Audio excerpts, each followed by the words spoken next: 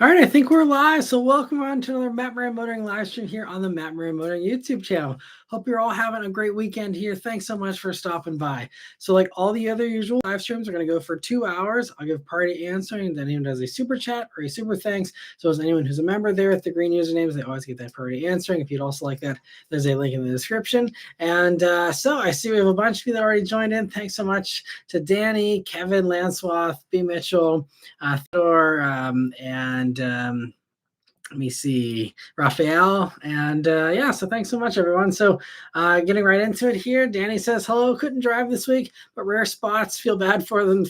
Count them, 3 Fisker Oceans. Wow, I think you might have the record nationally for the most Fisker Ocean spots this week. A 9th gen Accord hybrid, a 4th gen Forester XT, and a mint 1st gen Forester. I got the first thing in tonight. That's awesome. Congrats. And he also says the Traverse through its first check engine light at 49,549 miles. Thankfully, it's not major, just something emissions related. First CEL in our 6 years of ownership. Well, it's unfortunate, but hopefully that's something minor that can be fixed easily. But that's still kind of surprising you'd even have an emissions thing, even at 42,000 miles. But hope it, is something quick and easy. Let me see. Lancelot saying good evening. He says, I hope everyone has had a good weekend. My only spot this week was a black Miata. Well, that's always fun to see someone out there enjoying their Miata. My main spot, I actually really didn't see a whole lot this week either, but I did see a really nice white Nissan Z, and Zs are pretty rare. So it's like, wow, there's one that's, added to my tally of maybe I've seen a total of maybe 7 or 8 Zs this summer at this point, but that was fun. B. Mitchell said, aside from a pink Challenger Hellcat, nothing out of the ordinary for him. Just happy to have the power steering down on the Mark V and waiting on the check for the sale of my Ford GPW Jeep. Wow, I'm surprised you sold it because, I know you're working on that for a while, right? So I hope you got a good amount of money for it and someone else can enjoy it, I guess. But on to another project maybe? I don't know. B. Mitchell says, I don't think Racer X has sequined license plate frames. Yeah, probably not. Danny also says, my mom told me that the Ford Granada her family had was silver with a red interior. That's a lovely combo. And I think it had the Thrift Power 6 with a C4 auto. Very nice. That's cool. I haven't seen a Granada, even like at a car show in a long, long time, at least around here. And Theodore says, just saw a flat black 67 Mustang coming out of the McDonald's drive-thru. Very nice. And Lancelot says, a friend of mine had a Ford Granada in high school. That's cool. And Danny says, the other weird spot I saw was a 2004 Ford Ranger Edge with the step-side bed. That's cool. Yeah. Those actually, I don't know if it's because they were more sought after or something, but I feel like I do see step-side Rangers every once in a while. I feel like they've probably been just cared for a little more than the regular run-of-the-mill Rangers maybe. That's awesome you saw one. And let me see. B. Mitchell's giving info there. You can get a Marty report on the VIN for the old Granada. That's cool. I didn't know the Marty reports were anything other than Mustangs. That's cool. He does other stuff. Let me see. And B. Mitchell says he has all the Ford data from 67 on. It's authorized by Ford. That's awesome.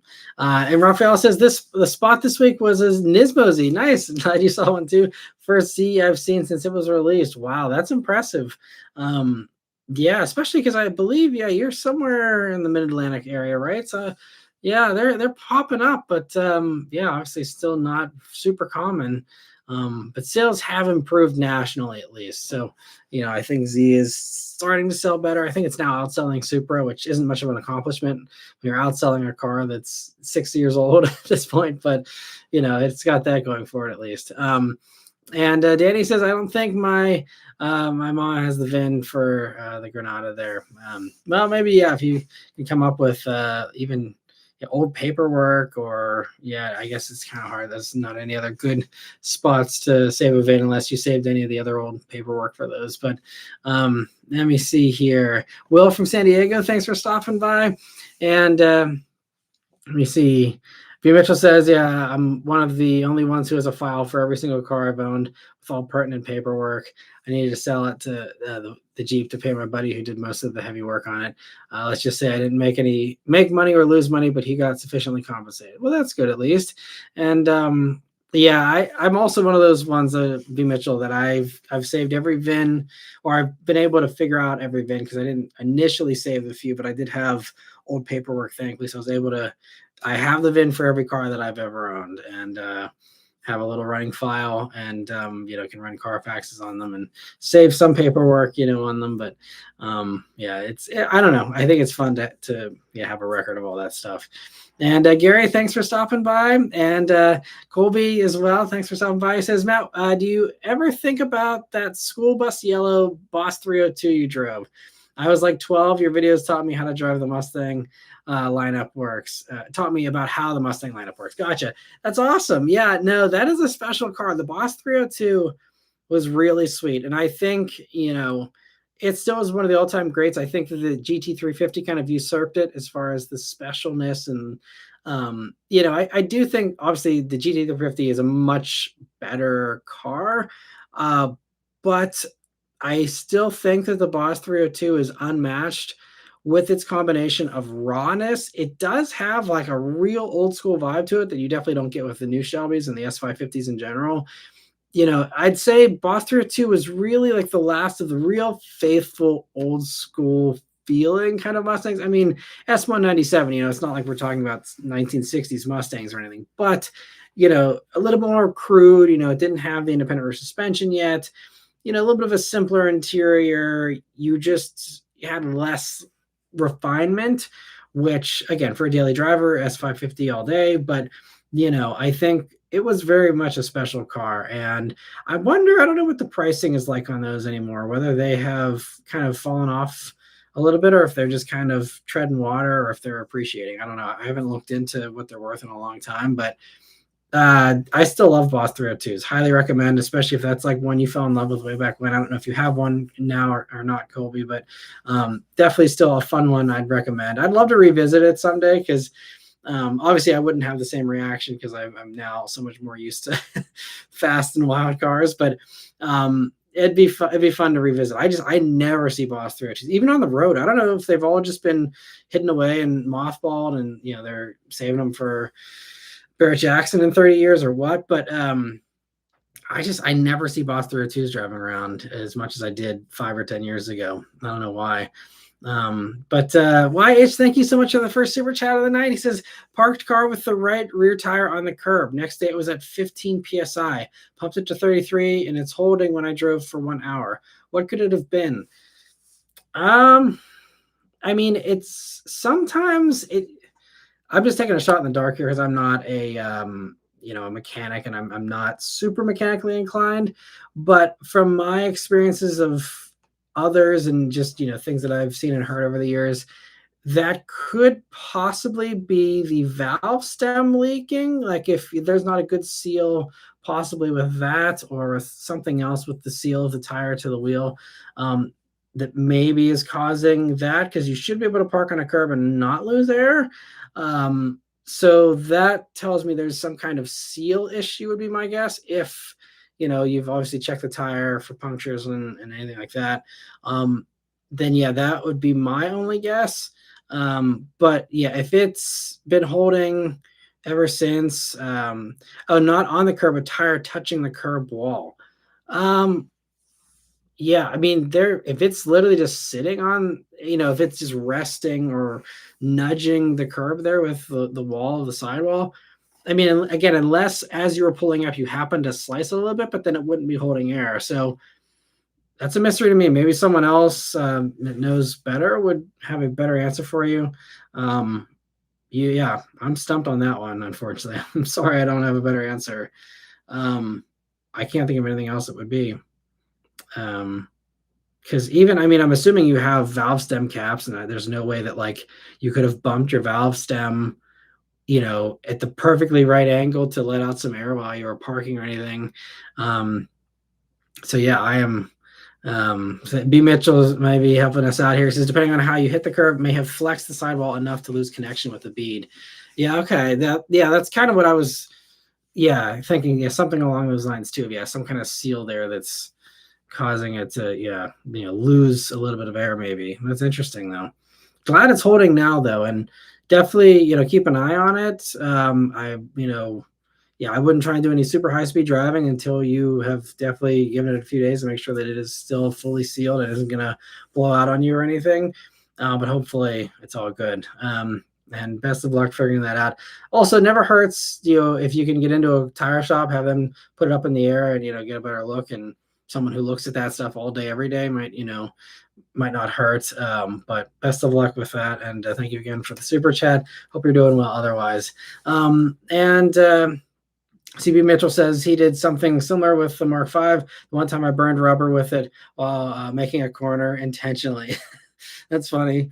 And CY says scat packs and Hellcats staying getting gapped. I'm glad you're maintaining your pecking order there. And let me see. So where are we here? Anthony says, hey, Matt, saw some 90s spots this weekend where a 240SX, Honda Prelude, and a CRX. Nice. Very cool spots. Yeah, CRXs, I feel like there's not many of those that are on the road anymore either. So it's impressive to see that kind of stuff. And good spots. Raphael says, Northeast Ohio, and I've seen Supras, but no Zs. That's also crazy, too. Snowy areas, I guess, Northeast especially, you get a lot of that lake effect snow. But if you see Supras, then maybe, yeah, I don't know, maybe it is just Z's just don't sell around there, because I would say, okay, well, maybe just Rear Wheel Drive doesn't sell around there, but if you're seeing Supras, then that's not it. So interesting. And Danny says, my family has a funny story with the 01 Corolla that's rolling around. We were going to get an oil change, and it had no oil on the dipstick. My dad drove it 10 miles with no oil. Scary thing. Yeah, actually, I had a neighbor just not too long ago that changed his own oil in his Subaru Forester, and for some reason the drain plug just wiggled its way out there, and middle of the turnpike, it just dumped oil everywhere. And he was able to kind of limp it off to the side of the road. And I think he had been adding oil because it's an old Subaru. They always need to add oil. So he had some oil. He put a little bit in, or just put everything he had in, and kind of limped it along. And, he said he was, hearing little sounds, but nothing that sounded catastrophic. And he was able to limp it there and, get oil at the next gas station or whatever. And, has been fine since, but, he's a little bit worried about if he did any damage or anything. But yeah, that's always one of my worst fears with oil changes, is just, is the drain plug just going to let go for no reason? And then your day is ruined, and possibly your car if you don't handle it right. So, yeah, it's crazy. But glad that hopefully the car ended up being okay. The Corolla, you said, is still rolling around, so that's impressive for a car that did 10 miles with no oil. That's nuts. And Mr. 705 says, my spot tonight was a 6th gen Camaro done up like a Trans Am. That's awesome. Not sure who the company that makes them. It's not my kind of car, but it was still cool to see. Yeah, there's I think a couple, but there is one in particular that does do that. I can't remember what they're called, but yeah, I saw one of those. I think there was one of those parked at the New York Auto Show inside. They're like promoting the conversion or whatever. It's really cool. I think it's actually pretty well done. It looks really awesome the way they did it up. And so, yeah, seeing one on the streets is going to be extra cool. So awesome spot. And let me see. B Mitchell says, I do like that the new package for the Nissan Z, if it makes the S650 GT look cheap. I don't know which package you're talking about. If they do like an anniversary thing or something like that. But I think Z's, I've never had an issue with the way Z's looked. I thought they looked fantastic. It's just, again, the letdown of the interior and the packaging and the pricing. But I think they nailed it with the styling, in my opinion. And Lancelot, thanks so much for gifting 5 memberships. I really appreciate it. Happy to see that Gary was able to get one so he can join in here. And also I see a bunch of others as well. So thanks so much, Lancelot, for your generosity. And Chad, thank you so much for super chat. He says, Ford Flex failure due to no sliding doors or I guess, yeah, it just is. Was it a failure because of that? I don't think so. I think Flex having sliding doors would be kind of weird, and especially, that was the era where the minivan was quickly falling out of popularity. I mean, like, everyone was dropping them, everyone was quitting selling them. And so, I think that would have actually made it worse. And Flex, as much as it wasn't a super hot seller, I think it actually did okay, because you have to keep in mind that you had Freestyle, which then turned into the Taurus X, and then it was good enough that it did get a second generation. In my mind, at least, Flex is the next generation of Freestyle and Taurus X, and so, I think that the fact that it lasted as long as it did, to me, says that it was a success. And I actually, we know someone who had a Flex for a long time and loved it, and they said they would have bought a new one if there were what had been a new one out.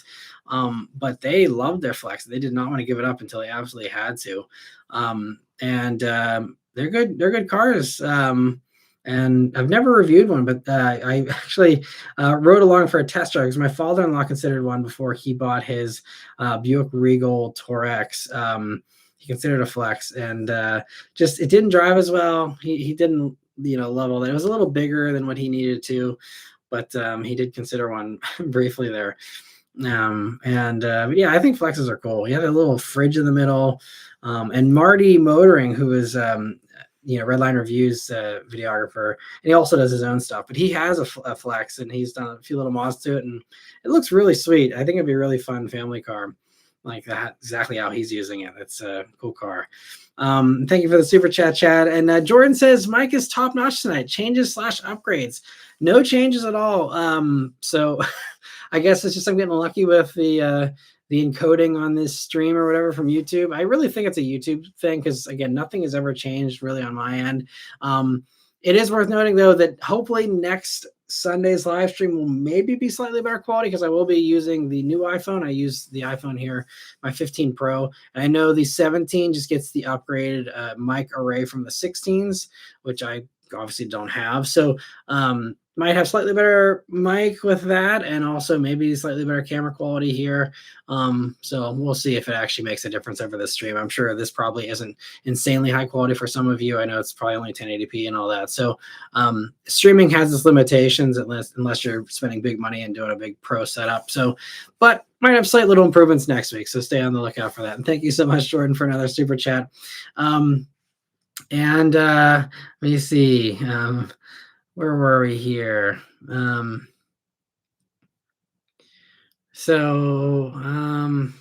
B. Mitchell says the Boss 302 is the highest degree of development of a solid rear axle car. That's true. Yeah, absolutely. And Colby says those gauges are so sick that are in it. Yeah, it had some great gauge. I always loved all the S197s with their retro round dials. That's why I really, as much as I loved my 2019 Mustang Bullet, and I think it was the ultimate bullet as far as everything I wanted in a car. I still think that the 08 is probably the closest. I mean, I think everyone can agree it's the closest as far as looks to the original Bullet, Mustang and all that. And I really still love the 08s a lot. And that whole generation from, 05 all the way through to 2014, just such a great generation still. Let me see. Danny says, would rev to life and scream its way up to the wide open shift point and be only at 40 mile per hour and got to 65 time you're fully on the highway.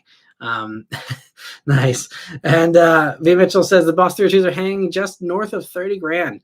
Wow, that's not bad. I honestly thought they'd be in the 40s at this point. So man, that's compelling. I mean, I guess you can also probably get a fairly nice S550 for that money. But if you want a special experience, yeah, I'd say a Boss 302 would be a better buy over a regular S550 GT.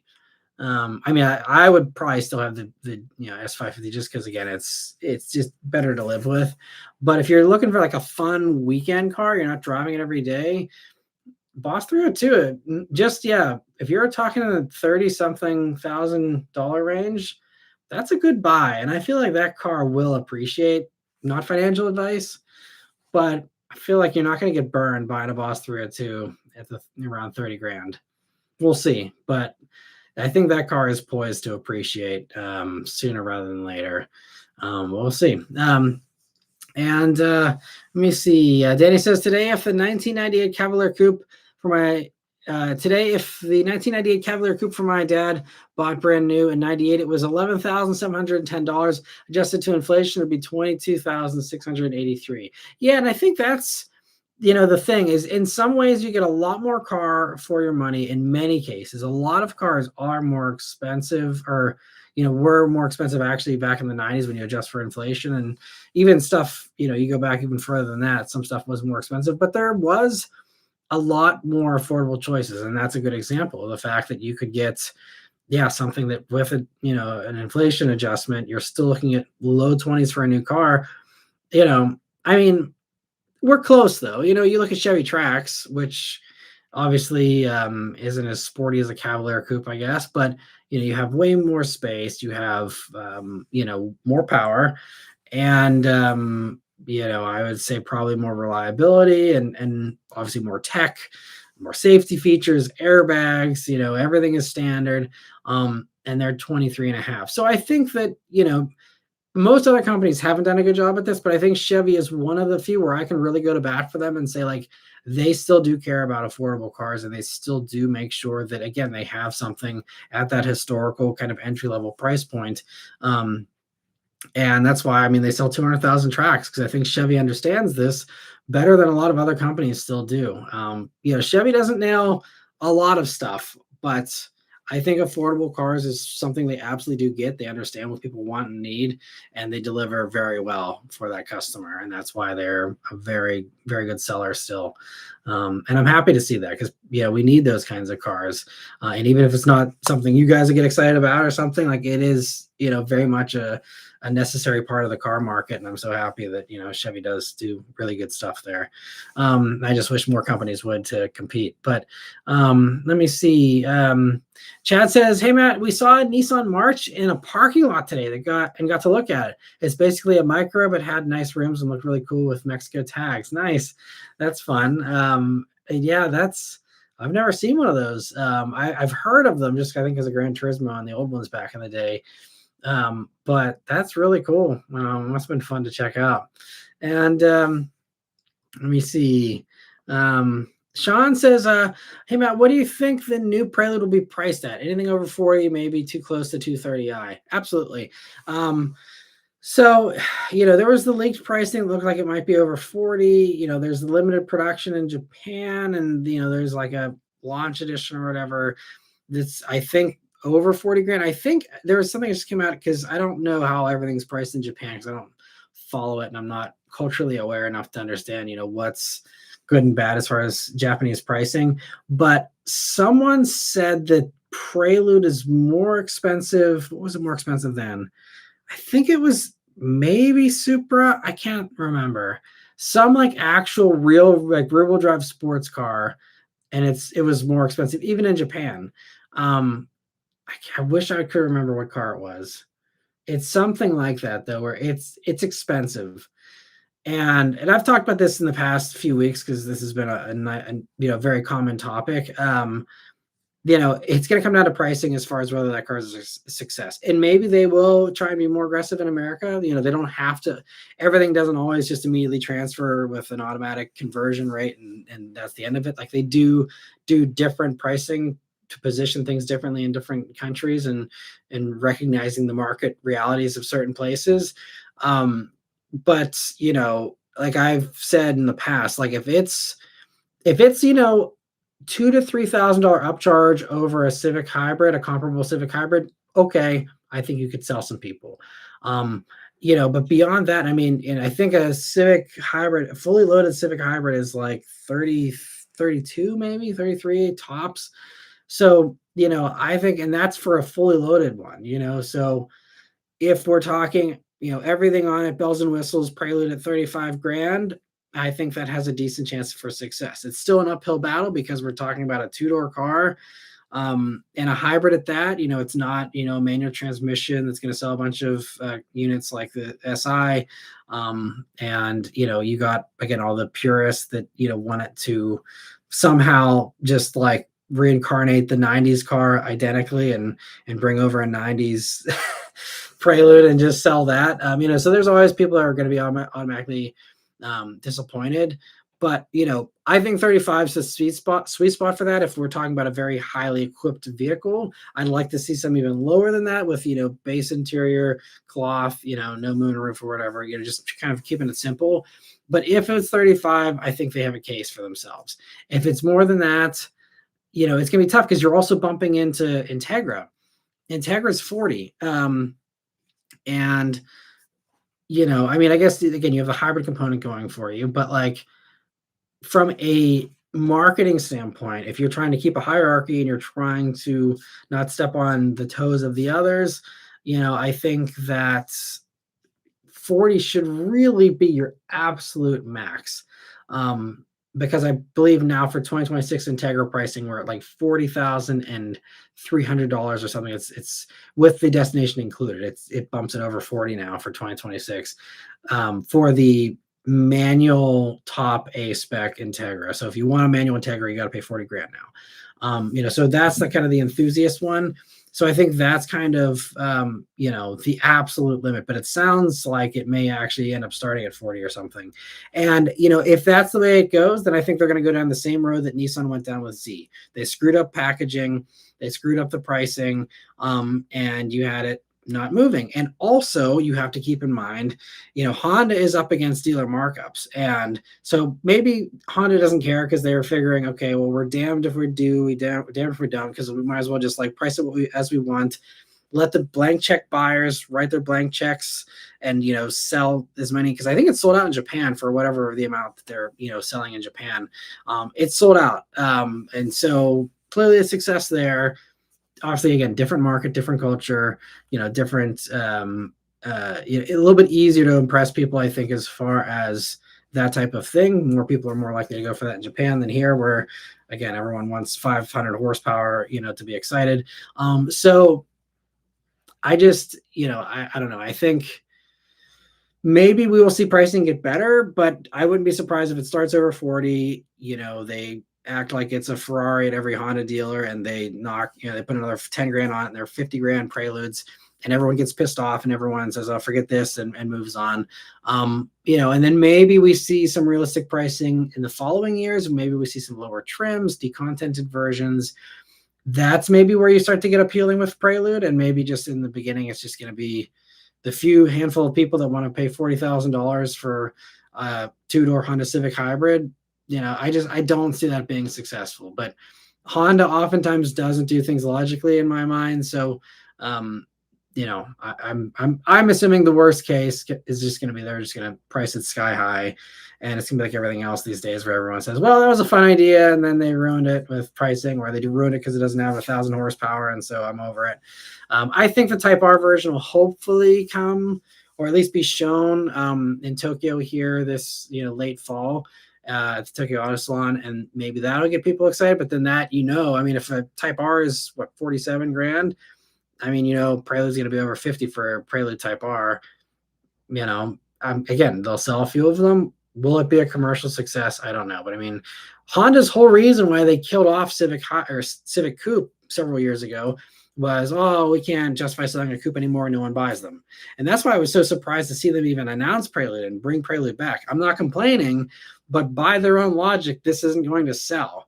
And then if you're going to, really, just make it so much more expensive, then it's really not going to sell. It's just like you're stacking all the chips against you here. Like, I don't know how their accountants signed off on this, but it's a fun experiment. Roll the dice and see what happens. But absolutely, if a 230, I even said a couple weeks ago, Mustang EcoBoost. You can get a Mustang EcoBoost, a nice one, I think, for 40 grand these days, with 300 horsepower, way more space, way more comfort, obviously worse fuel economy, but that's even struggling to sell for the same price with 300 horsepower.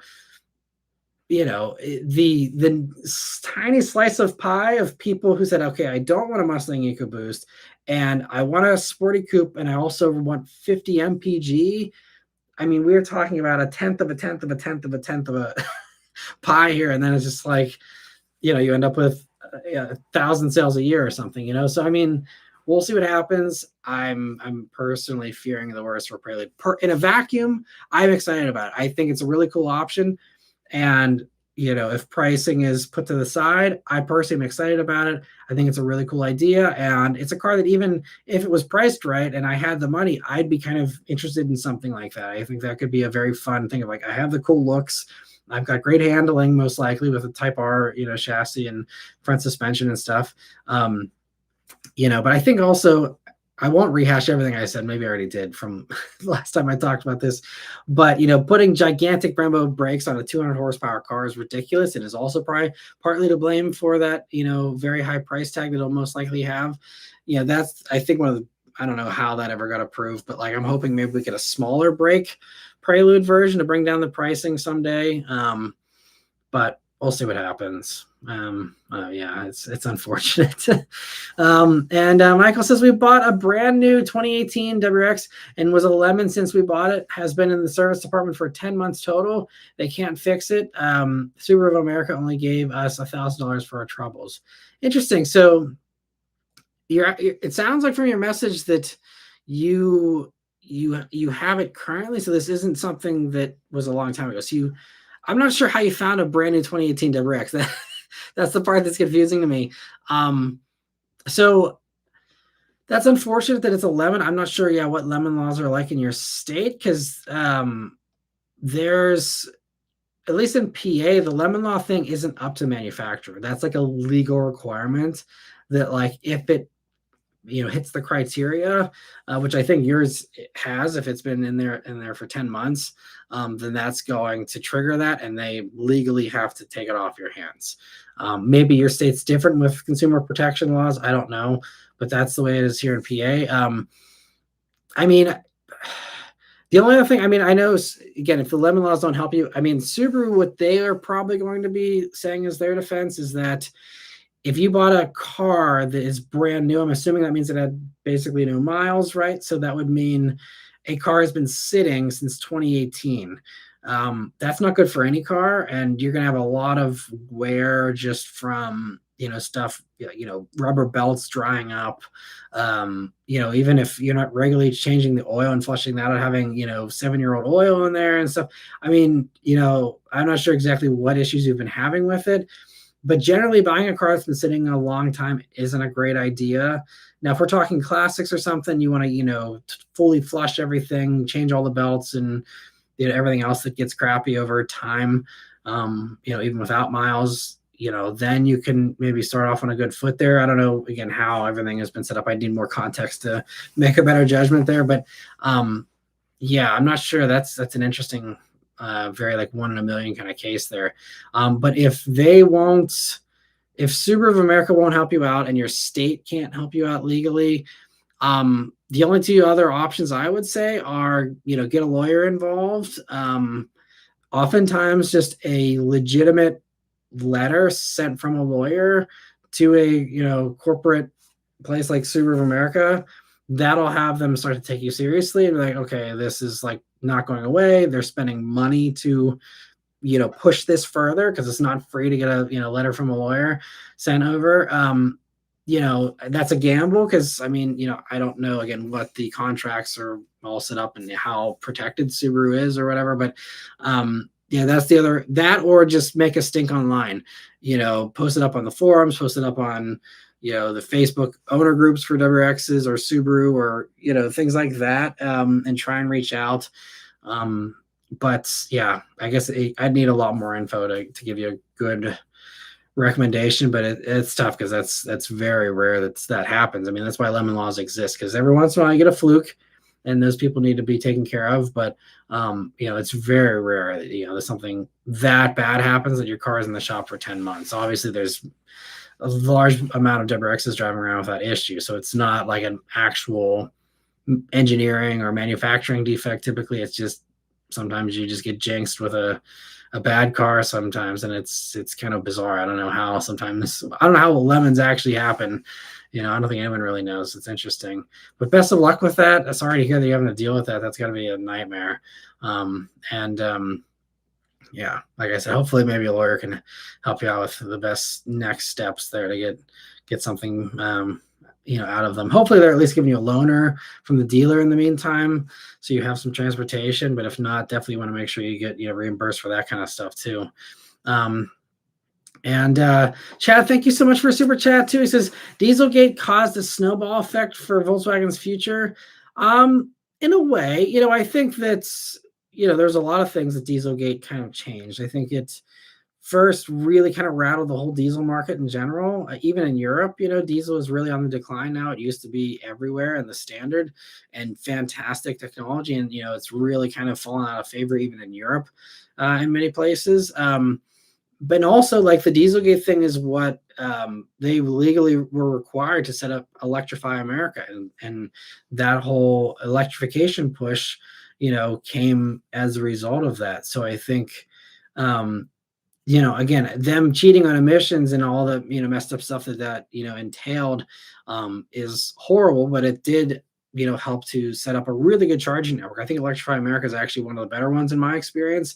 They're one of the more reliable ones, and it's just I think it's actually a really good charging network personally. So I think there's some good there too. Now, whether it rushed Volkswagen into the EVs a little bit quicker or not, I don't know. But I think, again, judging by the times and the way things were headed, whenever those decisions were made, it absolutely makes sense. And I think, it was something that was going to happen either way. But speaking of the diesels, though, I did see. What did I see the other day? Oh, I saw an A6 TDI. And I feel like a lot of those old diesels just got crushed or, bought back and done with whatever I think I just crushed them all, sadly. But I saw an A6 TDI and I was wondering how that had survived. I know some people were able to buy them back and, do the mod or whatever to fix, the tune or whatever. But I was like, wow, things a TDI, that's a rare car there. But yeah, I think it was, I mean, it's kind of funny because these days, I'm sure someone posted not too long ago. It's unfortunate. I know that was mostly a European thing, but some people are joking that it's unfortunate that they got caught when they did. Because if they would have gotten caught now, the EPA would have said that's fine with us, and they would have never had any consequences whatsoever, at least in America. So this is why it's important to have accountability and have rules and regulations, in my opinion, because otherwise you have things that like that would go unchecked and just blatant abuse, which I think we'll see more of here in the next few years. But thank you so much, Chad, for the super chat. And let me see. So YH says, I was going to get the Z since I had an 04 350 before, but it was 20% more expensive than a Stang GT. No brainer to go for the V8 and I get 2 back seats. Absolutely agree. Yeah, totally. That's why they really screwed up Z pricing for so many people, I think, especially with all the recycled stuff on the inside. Just no excuse to have a giant price increase. And Lancelot says, last I heard, that company is doing a Chevelle convertible out of the 6th gen Camaro. That's cool. That'd be fun to see. I haven't heard about that. That's awesome. Yeah, the Trans Ams, they did a great job on those. Let me see. B. Mitchell says, "Oh, the new Z is basically a Nismo Ghost Purple with bronze wheels." Oh, that sounds nice. I'll have to check that out. Thanks for the heads up. Raphael says, "I think the new Z is great in a vacuum. It just falls short against the others at that price point." Absolutely, and that's what I said on my first drive of it. I've said Super is just better, and they're the same price. I go for Super all day, every day, and I still maintain that. There's a few instances where, I think the Z is probably the better daily from a comfort standpoint because it's not quite as tight inside as Supra. Z is a little bit of a better, visibility, so you have bigger windows. So I think, if you're sightseeing, things like that, there's instances where I think, the Z could be better. But if we're talking just sports cars and buying it because you want it to be the best sports car, yeah, easy win for the Supra, in my opinion, still. Danny says, I'm glad the Z didn't have any price hikes for 2026. That's a relief in this economy, right? Yeah, it's honestly anything that doesn't have a price hike, I'm surprised by. And again, we'll see if things change or not. But Yeah, the fact they're holding steady with Z pricing for now is great, because means most companies are sucking up the 15% for now, at least on some of this stuff, and we'll see again how long they can afford to do that for. But Mr. 705 says, did you see the company Wayne Enterprises are making 10 Tumbler Batmobiles and they're selling for $3 million? Yes, I really am unfortunately annoyed that I wasn't one of the Powerball winners in order to get that, because absolutely that would be one of the first purchases if I if I ever won one of these gigantic jackpots, is I would get myself one of those for sure. Yeah, it's really cool they're remanufacturing some of those, and like legit ones, because there's others that have tried to do something close and make their own replicas, and they're still cool, but the legitimate one, especially me being a stickler for that kind of stuff when it comes to movie correctness and everything, that would be amazing. Yeah, I'd totally worth every penny of $3 million in my opinion if I had the money. And Wyatt's just saying, is that water? Who even drinks water anymore? Just have a Coke Zero. Water is great because it's kind of free. And these days, I don't have the luxury to just drop money on all my favorite beverages. I got to keep a tight budget here with the channel being pretty rough this year, so it's been a lot of water here, and water is the healthiest thing anyway, right? So I'm probably healthier for it. So, but yeah, it's always refreshing. And Colby says, would you consider an '08 Bullet over a GR Corolla or F-Type if a nice, clean, above average example was up for sale at the time? Probably not. Just because now with my daughter getting older, and with just my life, really, I really need to have a back seat for now. Once she's big enough to ride safely, in a front seat of a vehicle, or in a vehicle where I can have a smaller car seat or no car seat, then it would probably be F-Type still. '08 Bullet is really cool. I think if I'm gonna go for something right now, I want something that's a little bit safer and newer technology and all that. So I think I'd still, if I had money to buy, something fun, it would probably just be GR Corolla right now. That's still a car that's calling my name the most. But F-Type, I still hope someday to get an F-Type. They're going to be so old by the time I finally get around to getting one, if I ever do. But I've always wanted a convertible, so I'm hoping to check that box at some point. We'll see. But I still think GR Corolla would be the next move if I have a little bit of money to spend someday. Danny says, you missed the part to the other thing I said. It's fine. I'll post it again to make it more understandable. Sorry about that, Danny. And DC Texas says, what's up? Thanks for stopping by. Danny says, the 1.8 engine went fine in the Corolla. Getting out of the New Jersey Turnpike was a workout for the Corolla. Their on-ramp was scary. You had to foot to the floor, the 4-speed auto, and that would downshift. The engine would rev. Gotcha. I missed the first chunk. The engine would rev to life and scream its way up to the wide open shift point. Made only 40 miles per hour, get to 65 at the time we were fully on the highway. Yeah, it's those kinds of cars. I mean, there's a lot of stuff from, all of history really, where you really had to drive them hard, and you didn't have this plentiful amount of power like we're all spoiled with these days. There's a lot of stuff where merging onto the highway was a harrowing experience.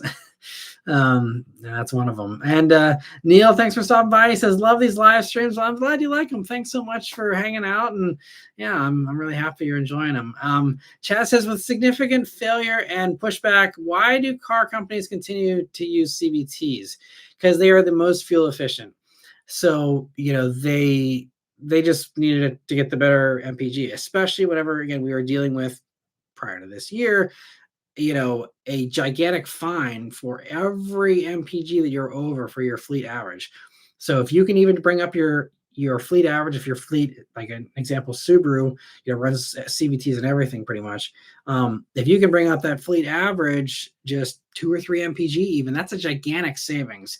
And even if the engineers say this is worse, unless you have the luxury of being in a position where you don't need that help, like with a Toyota or something, where they're able to do, regular 8-speed automatics, and, half of the RAV4s, because the other half runs a CVT with a hybrid system, and because they have, these other plug-in hybrids, and they're selling a lot of hybrids, so they're not having to worry about those CAFE averages as much, that was, I think, some companies just straight up didn't care, and they bundled it in or whatever. But for the companies were trying to, again, save some money there, and they didn't have a ton of super fuel efficient stuff, that was the best way to kind of soften the blow of those fines.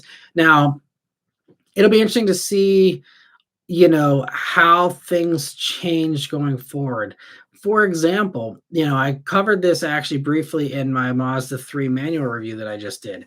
For 2026, Mazda is dropping stop start in the Mazda 3. They didn't give any explanation why, aside from changing market conditions, which is code name for we had stop start because we needed it to, again, maybe slightly improve that, fleet average, and just reduce emissions slightly, and whatever the trade-off was there, it was worth it because of whatever money they saved as a result of implementing that. And now we have no rules. And so I don't know for sure, but I think that's why Mazda dropped start stop, because they're like, does anyone actually want start stop? Probably not. And if it's not saving them any money anymore, then they just drop it. And that's something also they can re-add very quickly in 2029. If, again, we have rules again, then you can, implement that stuff very quickly. So I don't think you'll see any gigantic changes as far as, I don't envision Subaru digging up a 4-speed automatic or a 5-speed automatic and chucking it into everything they have for the next 3 years, and then going back to CVT once they gotta, be on their best behavior again. But I think little things like I think you could see stop start just completely go away for the 2026 model year for a lot of stuff, or 2027 for the ones that are maybe reacting a little slower. But like, if that saves them money to not implement that, maybe saves a little bit of wear and tear possibly as well. And it's, a few lines of code and a block off plate where the turning off stop start button used to be or something. I think you could see a couple little tiny things like that that are easily reversible that might change. But I think, there's not going to be any other gigantic changes aside from the companies like Dodge, which is just driving straight off the cliff with like, hey, let's put a V8 in everything and we'll figure it out in a few years. They're just like, they're the type that's just, chugging shotgun and beers and just, we'll just like have fun and we'll see what happens. And being a little more reckless, we just saw this week it's getting worse with Ram. They just canceled the electric one altogether. And sure, it'd be an uphill battle, right now to launch it. So I can understand that side of it, but also, in the meantime, Ford's going to keep honing the F-150 Lightning. I'm assuming, GM's committed for sure to still doing the EVs. So Silverado's going to get a, next generation Silverado EV, and they're going to keep getting these things better and better. And then, they're going to have well-oiled machines by the time the 2030s come on. And then Stellantis is going to be like, oh, let's figure out how to do an electric Ram now. And, they're going to be at square one. They're going to have, 2025 or earlier reliability in their 2030 Ram EV or whenever they do it. At this point, it'll probably, I don't know, be 2035 by the time they finally implement it.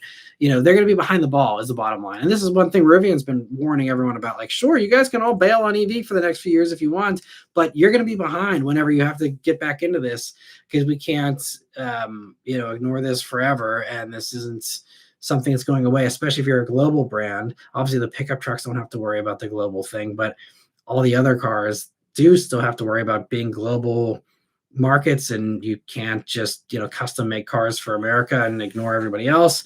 For most other cars, that's just not realistic to do. So we'll see what happens, but I shook my head when I saw Ram cancel the EV one this week. But I guess I shouldn't be surprised, again, based on how they've gone fully the other way as far as I guess they're still doing the plug-in hybrid one, possibly. Who knows? They might just be like, what we need instead of a plug-in hybrid, a supercharger, and just go with that, which I'm sure will make many people happy. But just to me, it's just a complete just reversal of everything that they claimed was great about the stuff they were working on. It just, to me, seems like it was all just BS, and they didn't actually mean what they said. With all how great the electric one was going to be, how great the plug-in hybrid was going to be. We'll see, but it just makes it hard to trust things they say in the future, because it's like they seem like they're just disingenuous with all this stuff. Even though I believed them, and I still, even if they don't believe their own marketing stuff, I believe it. I believe the Hurricane is the better truck engine than the V8. But clearly I'm in the minority there. So it is what it is. Sorry, I missed all the super chats here. So, Jordan, thank you for a super chat. He says, in 2017, I bought a decent 2003 Mazda Protege on Craigslist. Should buyers still look for Craigslist to buy a vehicle? I don't think there's a whole lot of activity. I don't go on Craigslist very often. But I think 2017 certainly was a better, there's a lot more traffic there. I think these days, unfortunately, if you're going for that kind of a seller or buyer, you're just probably on Facebook Marketplace at this point, which is just a disaster as far as the amount of time that's wasted and the idiots you got to deal with on Facebook Marketplace, as anyone that's ever tried to do any business on there can attest to. But I think that's probably the way to do it. Craigslist is maybe more popular with some older people, but I feel like all the old people are on Facebook these days. So yeah, I don't know. I don't think Craigslist is very popular. Maybe others can weigh in. I feel like no one even talks about Craigslist anymore. But it used to be a good place to find stuff in the past. And thank you again for the super chat, Jordan. And Raphael, thank you for a super chat. He says, with the Nismo, you're running close to the Cayman Vet and RS3. That's hard competition. Absolutely. Especially, again, having an interior that's carried over from a 10-year-old, 15-year-old car. And, plastic paddle shifters. I think they're plastic. They felt plasticky to me. Some people claim they're metal, but pretty sure they're plastic. I don't know. Or maybe plastic or metal plated plastic. I don't know. But anyway, yeah, some people really love the Nismo. I do need to give it another go because, the one I had must have had some kind of issue with the tires because that thing was not a good handler at all. But yeah, I don't know. I don't know. Nismo, I don't, because you said you saw one. I have yet to see a Nismo on the streets, actually, period, here in Pittsburgh. Seen, again, regular Z's, but not the Nismo. So maybe some of you have seen more of them, but I don't know. I don't know how many Nismos are actually selling. I don't think they break it out in the sales charts. I think it's just all Z. So I don't know if anyone has a good answer for how many they're actually selling, but I hope it's doing well. I mean, it sounds like, now they've confirmed one of their executives confirmed they are doing a manual. So that'll certainly help it, especially standing out from, Cayman's dropping away, obviously. So that's going away. But, Vet and RS3 and all these others are automatic only. So at least if it has a manual, then it's got a niche for itself. And it kind of, is important to have that as Supra drops away here after this year. So maybe it'll do better here later in life. But yeah, it's tough. And thank you for the super chat, Raphael. Chad, thank you for a super chat. He says, junking cars for a few MPGs seems way worse environmentally. Yeah, I mean, there's definitely, if you're talking about like the cash for clunkers kind of thing and all that, yeah, there was pros and cons to that for sure. I don't know enough about cash for clunkers to, give a definitive opinion on it, honestly. But I think with a lot of these old cars that did get taken off the road with that program, there was a nice improvement in MPG, especially considering, these cars oftentimes were still being built, and it's not like you're preventing cars from being built if you're keeping the old ones, longer. So I think that still was a net improvement as far as, countrywide MPG as a result of that. And also, that did, in addition to the fuel efficiency, you did get people into safer cars. People getting newer cars meant safer cars, better safety features, and hopefully some lives saved as a result of that component of it as well. So I think, people in newer cars is just better in all the ways. If that's something that's, again, made affordable for them. And I think that's the great thing about the tax credit as well. And some of these great deals people are getting is it's allowing people to say, hey, I can afford $130 a month for a new car. I can afford $200 a month for a new car. And you're getting people into cars that otherwise wouldn't be able to afford them. And that's putting them, again, in a safer car. And it's making it better for all of us because these are cars that have automatic emergency braking. So, you don't have to worry about these people rear-ending you as much, all that kind of stuff. So I think there's a lot of positives, to getting people into newer cars if you can. And Jordan, thank you for a super chat as well. He says, Milton, Florida, Dodge dealerships have no Charger EVs. Why? Probably a combination of, they slowed down production of them because of the lackluster demand. And now the fact that, again, they're leasing for $200 a month for 670 horsepower. I mean, you're probably getting a lot of people who are like, I was on the fence, but I'm going to get a car for $200 a month. It's giving me 670 horsepower. You get a lot of people off the sidelines, once you're going that kind of a price point. So I think that they probably have all been sold, and there's not a ton of stock flooding in, but I think that they have successfully moved them with the amazing incentives and dealer lease hacks that you've been able to get on them. So yeah, I think that's probably why. But I'm curious if you ever wander into a dealer and ask them, see what they tell you as far as why they're not on the lot there. I'm still hoping to spend a week with a Charger EV. I know probably 5 people will watch it, but I'm personally curious of what it's like to live with, because I only still did the review back in December for a day. And I think there's a 4-door one floating around in the press fleet now, because I think Sophion just has it now or had it recently. So I need to see if I can get that one on the schedule, because I think it'd be fun to still live with one for a week, see what it's like. And thank you, Jordan, again for the super chat. Let me see. So where were we here? So Danny says, I keep remembering one of the other seniors at my high school drives. It's a 2004 white Volkswagen Golf TDI wagon with the 04 GLI wheels on it. It's a family hand-me-down car, I believe. That's cool. That's awesome to see those. I mean, yeah, again, 50 mpg or more probably in those things. Great little cars. He says it's still a cool car to drive as a senior in high school because it's a stick and most of us drive automatics. I bet. That's fun. And Raphael says, as someone that had a 4-door Integra and Prelude, why do people think these were supercars? Your guess is as good as mine. But you're absolutely right. I've said the same thing about Integra. I was one of the few who I think was like, this is exactly what this car is supposed to be. This is what it always was, is a nicer Civic. And yeah, I think people just always think of the Type R version and think that it's like the only version that there was. And they probably, I think a lot of the people that are complaining are people who are old enough to recognize and have an appeal to the, Type Rs of those eras, but weren't probably alive or cognizant enough back then to see the zillions of boring Integras that were just rolling around with ordinary people driving them, completely bone stock.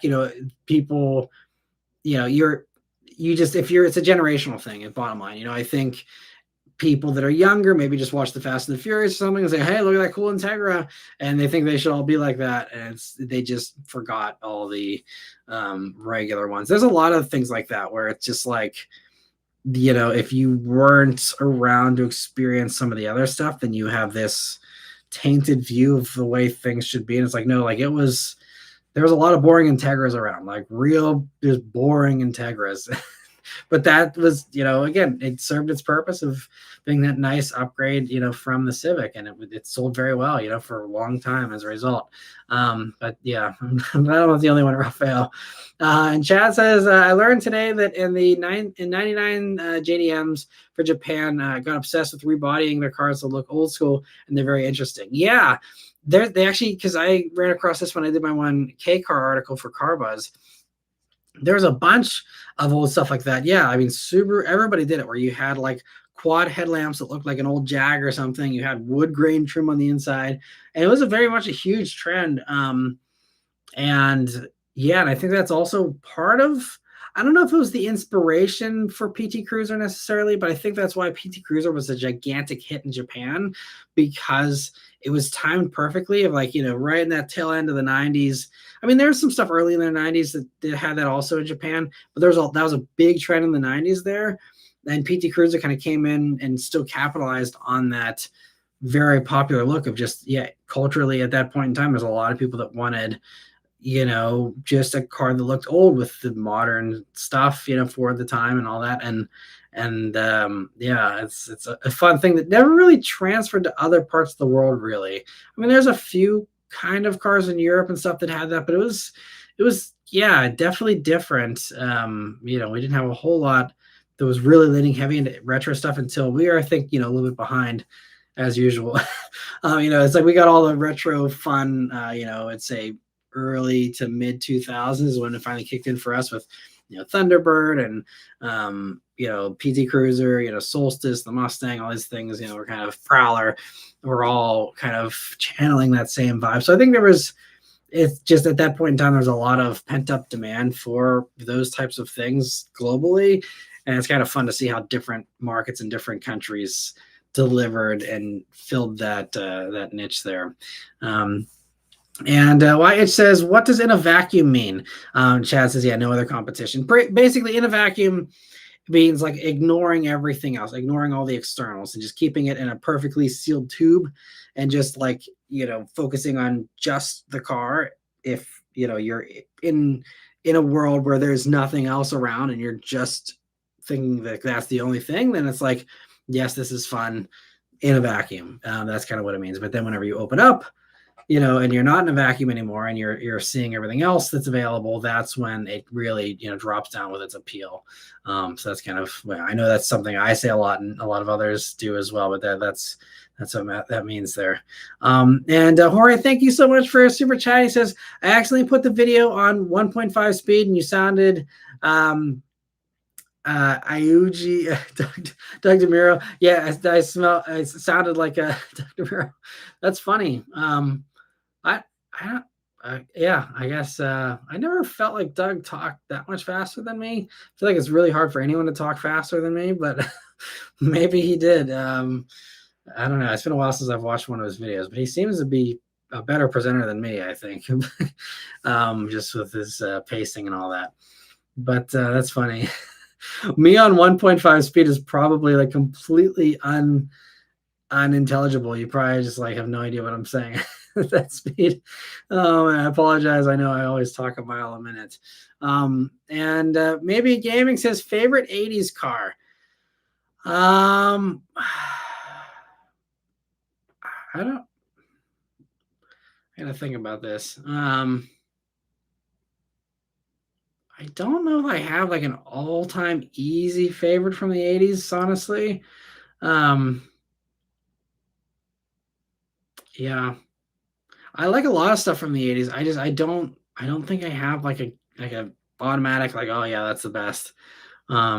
There's fun stuff. I appreciate a lot of stuff. I think, the 80s was also, very unimpressive time in car history in many ways. Just again, because the horsepower numbers were just so low.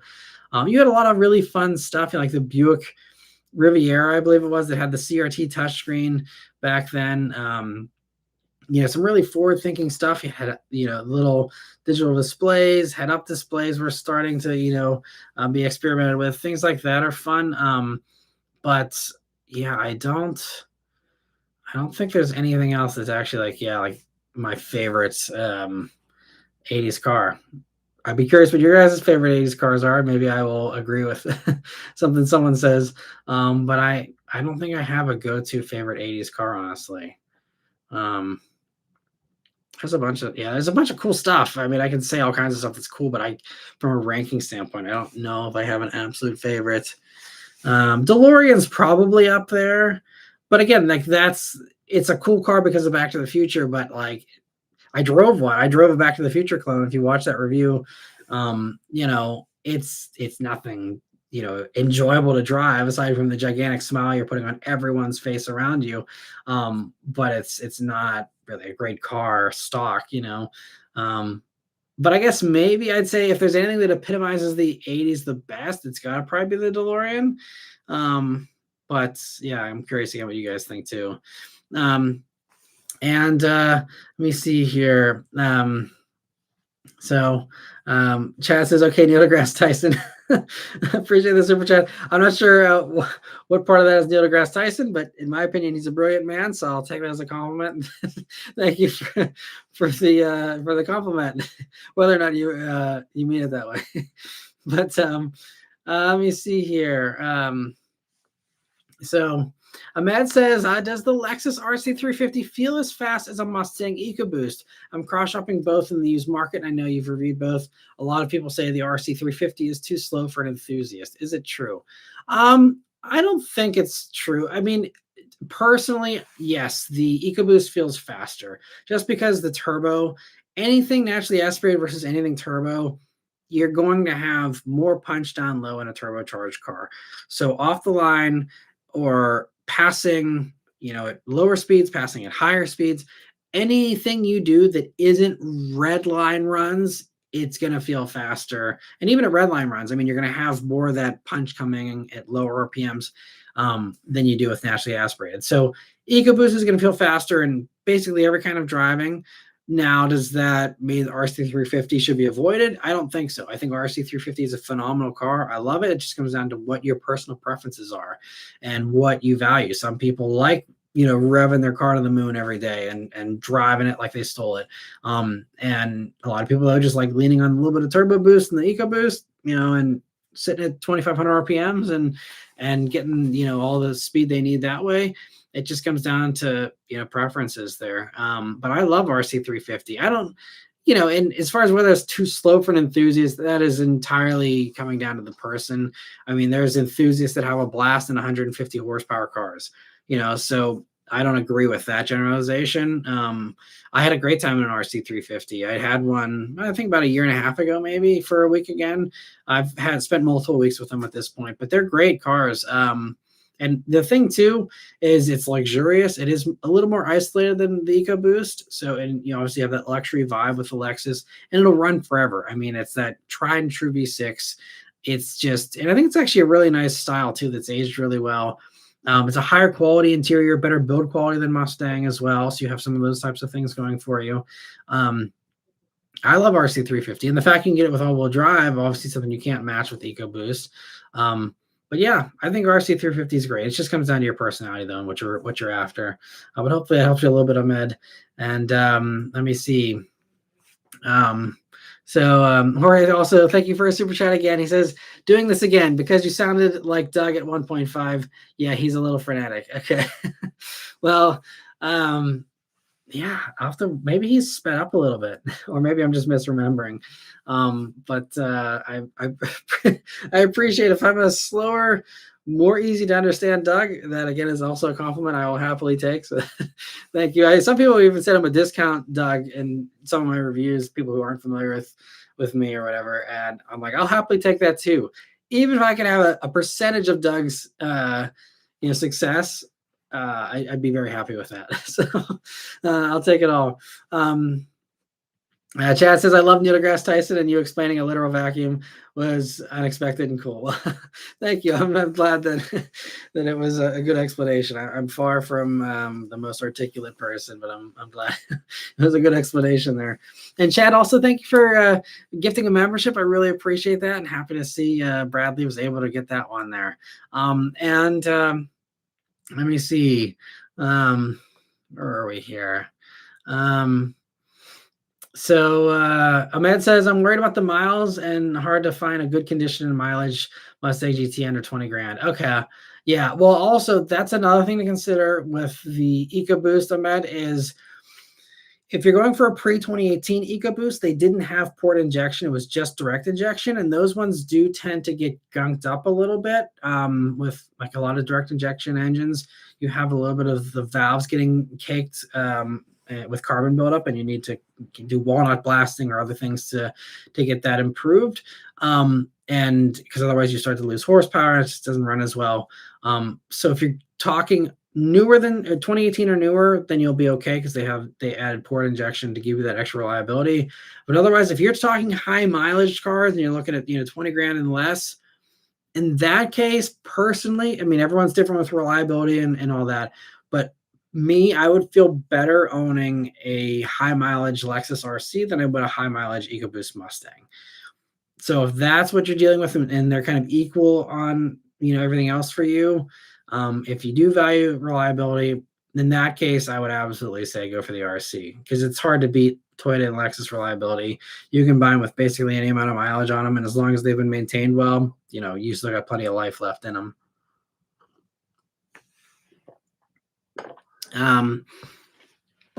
And Chad says, we got our Fusion O2 sensor fixed at 90,000 miles due to EPA laws and to show the dealership the paperwork. Interesting. So They just fail. I know O2 sensors do fail sometimes. So maybe that's what you had to do there, but hopefully it wasn't too expensive because I know that stuff sometimes can get pricey. And let me see. Um, so he also says, I'm not concerned about MPG as much as reliability and insurance costs. I'm 19. The RC is reliable and it sounds really good.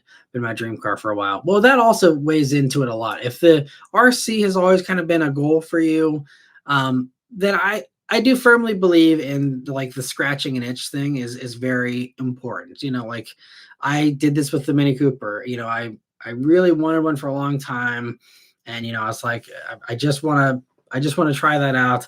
And it ended up, being a not great experience with that car, but like at least I got it out of my system and I'm like, okay, I've now owned a Mini. I've crossed that bridge, checked that box, and I can kind of move on and I'm, satisfied. And I think, if that's something, if you've always loved an RC, RCs are great. I think you should get an RC. You can always get something different later on if, the RC turns out to not be, everything you wanted it to be. And also certainly try and test drive one if you can. Excuse me, because sometimes if you meet your heroes, they might disappoint you. So, you definitely want to test drive it. But if you test drive it and you enjoy it, go for it. I think that's, I don't know about insurance costs. That might be a toss up between that and the Mustang. Mustang's probably got a riskier driver profile for sure, versus RC. I'm sure most people that drive those typically are probably, either slightly older or slightly more responsible. I don't know, but also the idea of having all-wheel drive RCs probably makes those a little less likely to crash possibly than the, rear-wheel drive only Mustangs. So I don't know. You have to get insurance quotes on both to see about that. But I think reliability wise, I go for the Lexus. And I see, Wyatt just weighing in there as well. He says Coke Zero with some spiced rum is mostly water. Fair enough. You're right. Not wrong there. And OK Spaces says, good evening, Matt. Did you see the announcement that Dodge has scrapped the Ram EV? A Ram Charger will now be renamed to Rev. Yeah. So I just talked about, I don't know. I know I'm behind on comments here. So maybe you were here when I discussed that in my little tangent earlier. So I won't revisit. If you didn't hear that, definitely either rewind back or we can talk about it later here, but I won't rehash that since I just went into that, and you probably heard it, I'm sure. Michelle says, what's up? All getting in late tonight. Spotted some oldies Danny would like. A final gen 4-door Cavalier Chevy Uplander. Uplander is rare. In a W126 S-Class. Very nice spots, and thanks for stopping by, Michelle. Hope you're doing well. And let me see. Jorge says coolest spot is a 66 Merc 230 SL convertible. Very nice. Wow, that's very rare. Something that old. Very cool. And Fook, thanks for stopping by. He says just saw a 370Z Nismo just drive past me. Very cool. Yeah, the 370s, I do see those every once in a while, but the new Z Nismo just very rare around here at least. And Wyatt says he turned off stop start, not good for a car to keep turning off and on so much, and the gas savings are minuscule. The gas savings are minuscule. I think all actually, if your car has stop start, it has been engineered to have higher durability for the spark plugs and injectors, everything that is involved in that process, alternator, everything, all that stuff has been beefed up. So you should have equal reliability as far as that goes. Now, maybe, long-term you don't, I don't know, but it sounds like, when car companies make these changes, it's, some people maybe are tempted to think that nothing has changed. They just added something. It's like they just put stop start on and did nothing else. And car companies do not work like that. If they are adding something or removing something, they look at the whole fallout of that and, okay, what's the domino effect? If we change this one little thing, does that lead to all these other things screwing up? Because a lot of times these things are all, a lot of things are interconnected, and if one thing goes and another thing goes, and if you have this that changes this way, then this other thing changes the other way. And, there's a lot of complex thought that goes into this stuff. And so when people added in stop start, they said, okay, well, clearly this is going to wear out our engine faster if we don't do anything about it.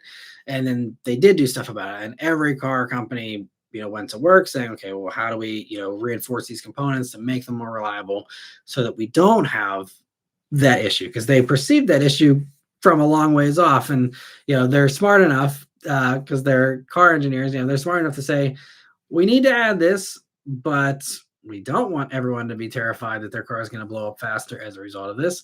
So we're going to make sure that it still lasts. And I think if you look at, cars that do have stop start systems that have done tons of miles, a very good example is the Toyota hybrid system that's been around since Prius. I mean, that is very much just an advanced stop start system in a way. You have an engine kicking off, kicking on, back and forth, back and forth. And look at Priuses. I mean, I've seen Priuses with over 500,000 miles on them, still running strong, original engine, original everything. You know, that's a prime example. It can be done very, very well. And I think in Toyota's case, honestly, their, hybrid systems are more reliable than some people's naturally aspirated four cylinders that they put together, so, again, you got to give engineers credit. They're very smart people. They can foresee these problems from a mile away and make sure that they get the changes implemented to make sure that that still is okay. I mean, they don't always get it right. We still have cars that have issues and stuff, but that's an issue that they can clearly perceive is going to be a thing, and they need to make sure it's not going to be an issue. And Darnell says, when you have a short commute, the start stop is a battery killer. If you have a very short commute, yes, but if you have a short commute, I mean, your battery's already not in great shape because it really does take some extended driving to charge that. And that's been something that especially with all the cars that I've put very little miles on back when I had, especially the gas powered cars, that was something I always was like, okay, I gotta get this battery charged up, I gotta do a little bit of a longer drive, and like even in the Bullet I was kind of conscious of that and like needing to take it on a nice exercise every once in a while, just again to get that battery charged up. Stop start probably does it a little bit more, but that's another system where like your battery does obviously provide juice for that system, but the little spark that it takes on a spark plug, I mean, again, I'm not an engineer, but it's not a lot compared to powering a giant touchscreen, powering all the other crap that is powering, adding a little bit in, a little zap of a spark plug. I don't think that's a giant drain. I could be wrong. Maybe you have some info that I don't have right now, but I have never heard of stop start causing issues with short commutes that you wouldn't have already had those issues with in a non-stop start kind of situation. Again, from what I've seen. Now, if your car is really old and you're limping along and every start is, a leap of faith, then obviously, yeah, you're going to want to turn it off because you're not sure if it's going to start again. But, in a healthy car, I think it should be okay. Again, I'm not an expert on it, though. And Ahmed says it was calculated that you actually need to have the car stopped for at least 7 seconds to save fuel. Most people accidentally turn the engine back on in a second anyway, not to mention the wear. Yeah, a lot of people do turn them on, very frequently. I think the power of stop start too in some instances is it's really, I think, like any of these technologies, it continues to evolve. And we're seeing this especially in Europe with a 48-volt mild hybrid system, which is an extended stop start.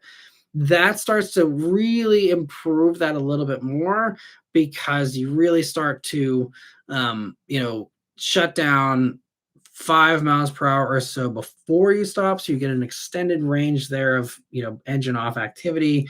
You're able to coast, you're able to inch up without having to automatically re-engage the engine. And that's where you kind of, again, it's all about incremental stuff. And you start with, okay, we're just turning it off at the red light to, okay, now we're turning it off 5 miles per hour before we come to a stop for a red light, and maybe, inching up and all that. And you start to slowly improve little by little. And then obviously the next leap up is just hybrid where you can have a lot more, driving and stuff. But I think that, there was value there. And especially, I mean, it just comes down to where you live. Now, if you live in a rural place, you're never stopping at all, or whenever you're stopping at a stop sign, it's completely useless. You won't save anything. But, if you do live in an urban area where you are stopped, I mean, there's sometimes I'm sitting at red lights, even in the suburbs of Pittsburgh here, I can be sitting at a red light for 2 minutes or more. And at that point, I mean, obviously, if it's 7 seconds is what you need to save fuel, I mean, I am absolutely saving some nice fuel there, not having that running. Now, there's other conditions of, I can't really have, much climate control going.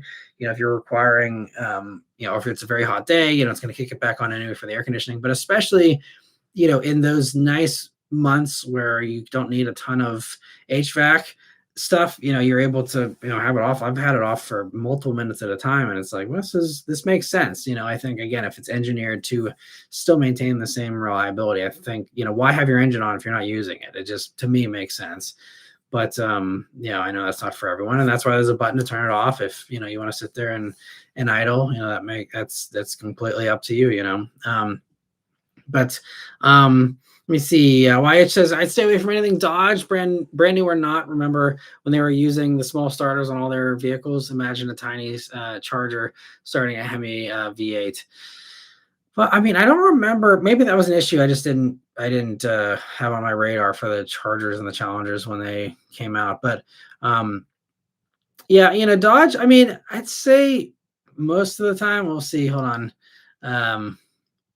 All right, I think we're back. I think the YouTube cut the cut the stream there for a second. Hopefully, you guys can still hear me okay. It's saying the stream health is excellent right now, so hopefully it came back. It just cut out for a second for some reason. But I was just saying, the Dodges. I feel like the Hemi has had some lifter issues that I've heard about in the past, but I haven't heard about starter stuff. I know there's some brief clutch issues early on with Hellcats and stuff, but I think typically I've seen pretty good reliability mechanically from the regular gas, Pentastar stuff, V8 stuff seems to all be pretty good. But new Dodge powertrains, who knows?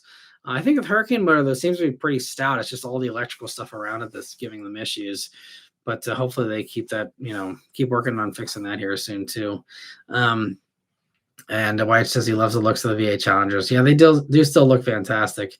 And Vishal says if Ram was able to keep the V8 and bring out the Hurricane engine alongside it and pitch the benefits, it would have been a better way of doing it. If you want the Huracan, here you go, or Hurricane, here you go. If not, then buy the Hemi. Yeah, I think in hindsight that would have been the better way to do it. I think, and this is where there's some blame on both sides. I think for this because I think that just you look at how Ford's doing it. Ford does have the power boost, and they have the EcoBoost 6-cylinder. They've had that for a long time, but they never did take the V8 away. And I think that was the trigger. And I know Tavares just wanted to get the V8s out as fast as possible. And again, they also were just hemorrhaging with these fines that they were just so far below the CAFE standards and just really not in a good place as far as that goes. So I still think it was the right decision for that point in time. If they had known that it was going to be a free-for-all, a year or two later, maybe they would have just stuck it out.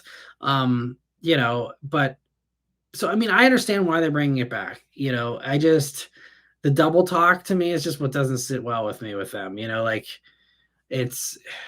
but I mean, yeah, like I said, Ford, they still have the V8. Obviously, with the Chevy, that's the only option still is V8s or 4-cylinder. So, but yeah, I don't know.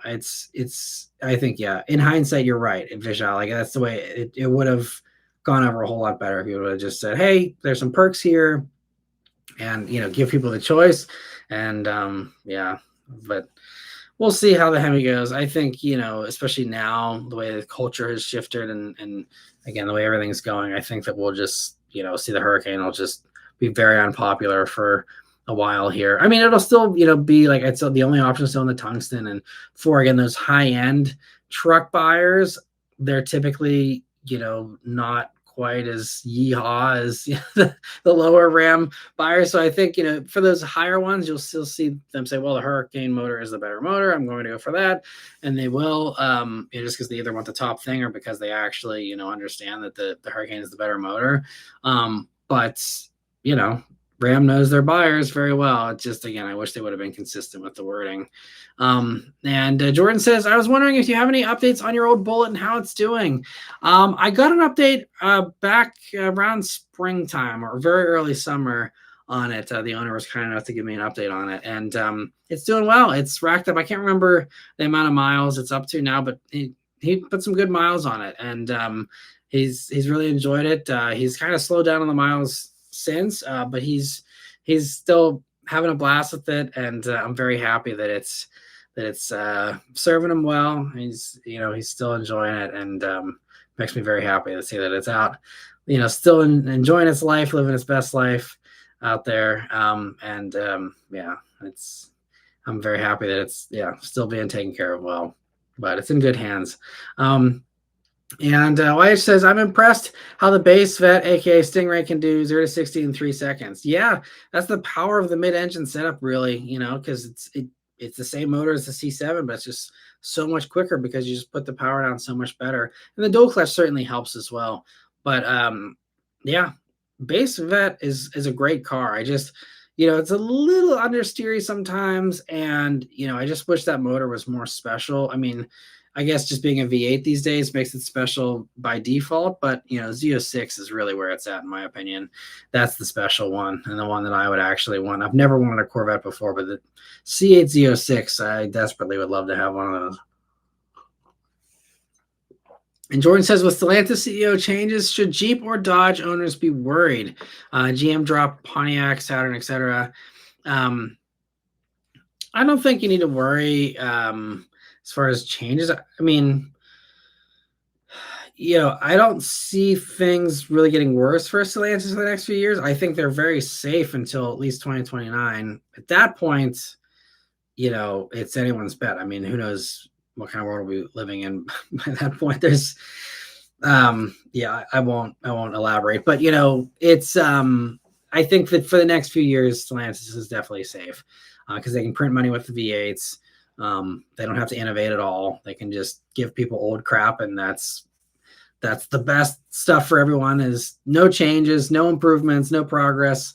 Let's just freeze time and go backwards if we can. That's all. And Stellantis is very good at that. So I think that's going to be great for them. I don't think you'll see anything drop out. I think Jeep will be, rock solid.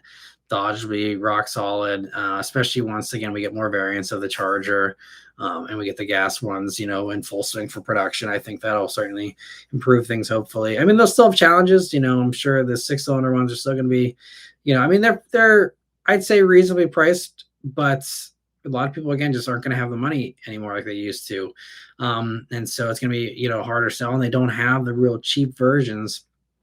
Like I know they said, you get more power and it's price comparable to the old RT Scat Pack, but a giant amount of Challengers and Chargers weren't RT Scat Packs. They were lower RTs or they were V6s. The amount of V6 Challengers and Chargers that were out there was a huge amount. And, they've just ignored that entire gigantic group of buyers. And, those are the ones that were buying the $35,000 Chargers and Challengers. We don't have anything like that. I think they should put the Pentastar back in it. Honestly, again, like that's what everyone wants is just all the old crap. So why bother? Just put the old stuff in. Put the Pentastar V6 in there. Have this gigantic car with 300 horsepower. It'll be, pretty slow, but people just want the cool look, and you can get the price point down. I think that's a recipe for success. So I think I don't know if Pentastar even fits in there, but I think that is, I think they just need to do something about the cheaper ones there, in order to make sure that they do well with sales for that. But other than that, I think Stellantis is going to be fine, as long as they just stick to their old ways.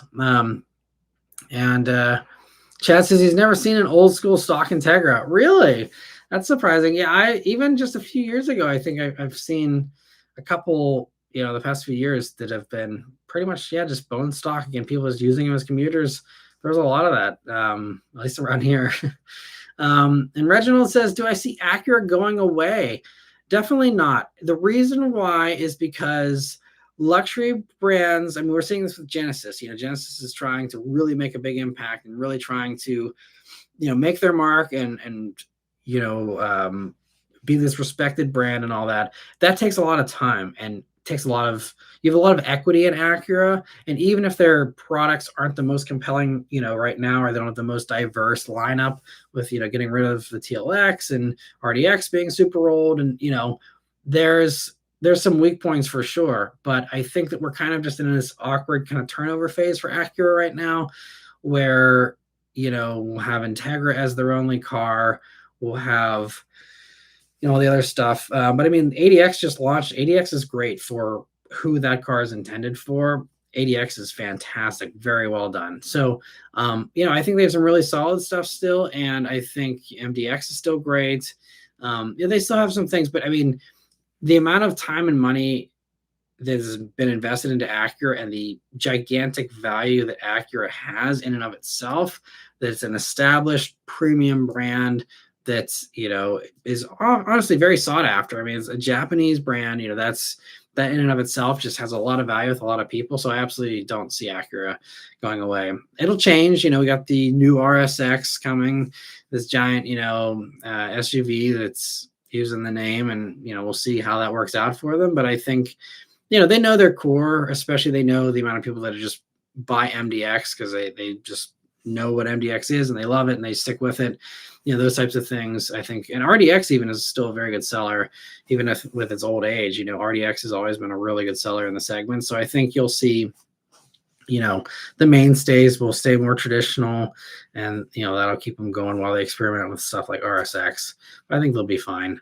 And Vishal says, a guy at my work has a yellow Chevy SSR. Always so cool to see at the occasions he brings it to work. His daily is a VinFast VF8 he leases. That's the crazier part of that sentence in my mind. Wow. I mean, cool, he has an SSR. It sounds like the person has a very very fun taste in cars there. That's quite the garage. An SSR and a VinFast VF8. Wow. I think you can clearly safely say that is the only human being on the planet that has that garage combo. That's pretty wild. It's always fun to see the SSR. That's another one of those fun retro things from back then that I think that one actually didn't get enough appreciation. And just a hardtop convertible pickup truck kind of thing with those kind of looks is awesome. I don't know. I always thought they were cool. Darnell says S197 did a good job of the retro future look. Totally agree. Jordan says, speaking of talking fast, do you think you're still able to do your old Zerux fan intro? I think so. I could totally nail it because I've probably slowed down a little bit whenever I'm intentionally trying to, and I'm trying to speak clearly in my reviews and stuff.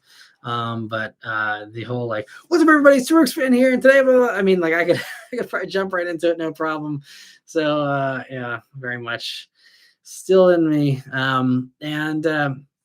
Sorry, I missed the other super chats here, guys. Jordan, thank you for a super chat. He says Ford needs to partner with Toyota for hybrid tech.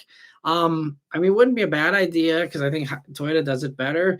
But no, Ford has their own hybrid stuff. They do very well still in Maverick and Escape.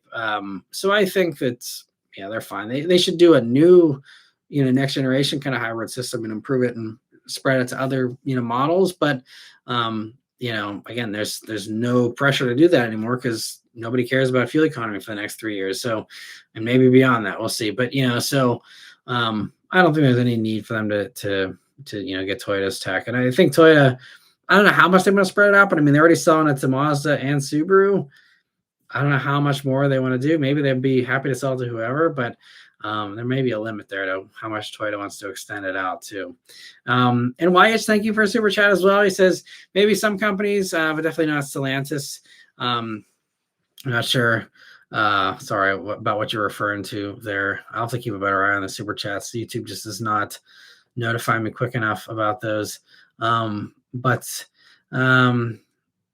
maybe as far as talking about the stop-start stuff, possibly. I mean, the stop-start system, they use in the Ram eTorque is very well done. And I actually have a very good video that at the time he's since kind of changed roles, but he was one of the Ram product managers at the time, rode shotgun with me, and we were driving, and he was explaining all the different things about eTorque. It's a really popular video, so he continues to get a bunch of views because I think it's just a really helpful video to help people understand what eTorque is. But they went to great lengths to make that a very good system as far as stop starts goes. And I think it's actually a really smooth, really well done stop start system for the most part. But Chad, thank you so much for a super chat. He says Fusion coasting system works great. I get great MPG. That's awesome. I'm glad that it does a good coast there for you. And to me, that's always seemed like it makes sense. Let me see here. Where were we? So I think we're kind of catching up here to the comments. So yeah, Mr. 705 says maybe I missed it in the past, and Doug's name has come up in almost every live. But what's the issue with Doug? I've never been a fan of his videos. I'm not subscribed, by the way. You don't have to answer. Yeah, no, it's all good. I mean, so the we kind of joke. It's been a running joke here, just because in the past I've talked. I think it was probably last year at this point, about like some of the things that were just things that I personally didn't love.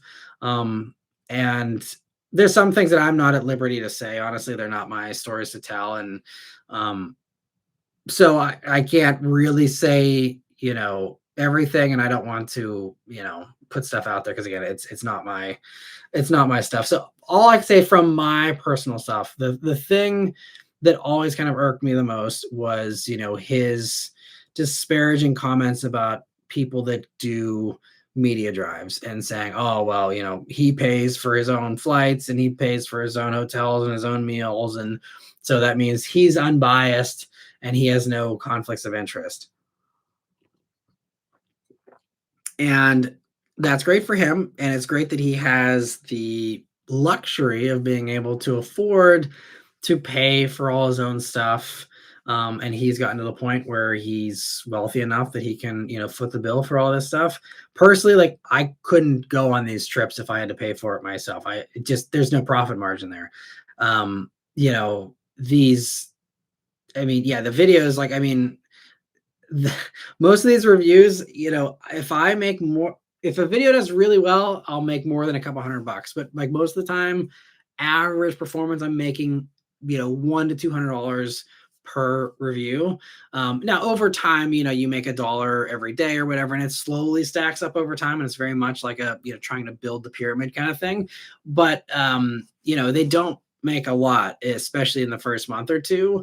And if I'm spending $1,000 flying across the country, staying in a hotel, meals, all this stuff, like it'd be going bankrupt, within the year. And it's even with YouTube ad rates right now, even with the free trips, it might be going bankrupt, so I mean, we'll see what happens. But like, but he always had this moral high ground about that. And he said, should you trust these people because they, go on these free media trips? And to me, it's a very effective tactic, because that makes sense. If you hear him say that, it's like, oh well, yeah, like, sure. Like, if you're not in this world, or you don't travel for work, because most people probably don't travel for work, and are on a plane every other week and stuff, it sounds very glamorous, and you guys only see the highlight reels. You see the fun place we're at, you see the cool car we're driving, you don't see the 3 flight delays, the waking up at 4 a.m. to make your flight, flying across the country, being jet lagged, and then having to film that video, or then having to go to a dinner for 3 hours.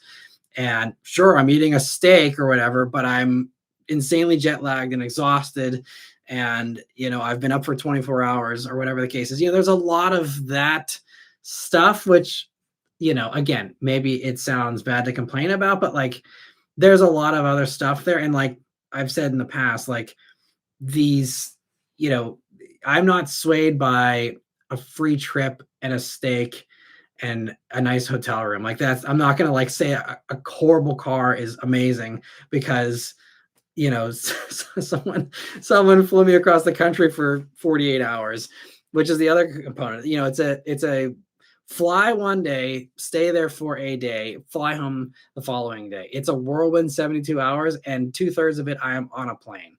That's not glamorous. Like, it looks great, but and so like, but again, you don't see all the behind the scenes. You don't see all the crap that goes into it. So like, whenever Doug tells his gigantic fan base, like, well, yeah, they got all this free stuff, and I was like, no, like, I don't show up at the hotel room with a bag of cash on the bed.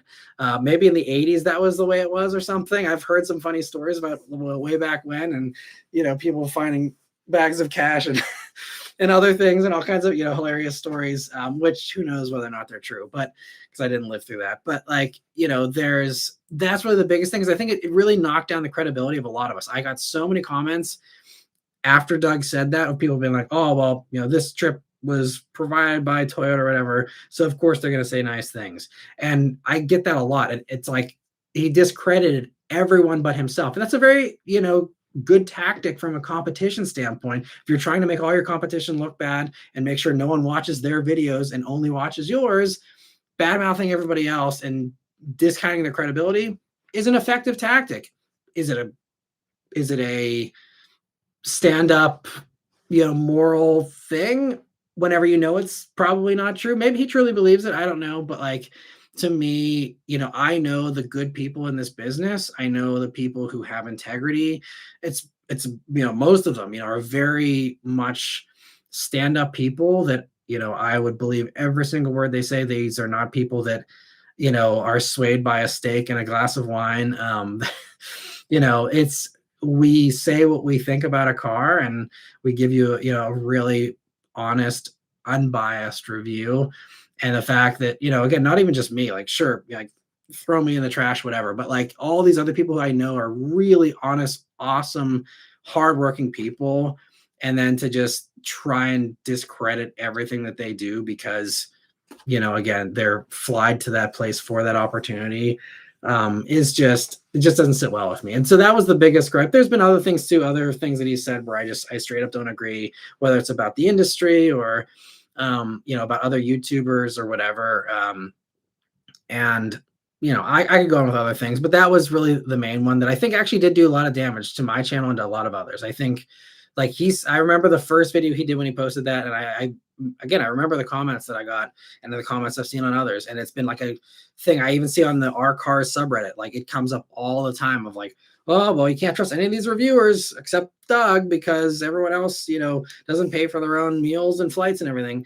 And so I think it has done lasting damage. And I think a lot of people that maybe looked at a lot of these reviews, for advice now don't trust any of us other than Doug. And if Doug hasn't reviewed it or whatever, then I think it's hurt the whole industry aside from Doug, and so again, have a lot of other shortcomings on this channel. There's a lot of reasons why this channel isn't thriving, but I don't think that helped.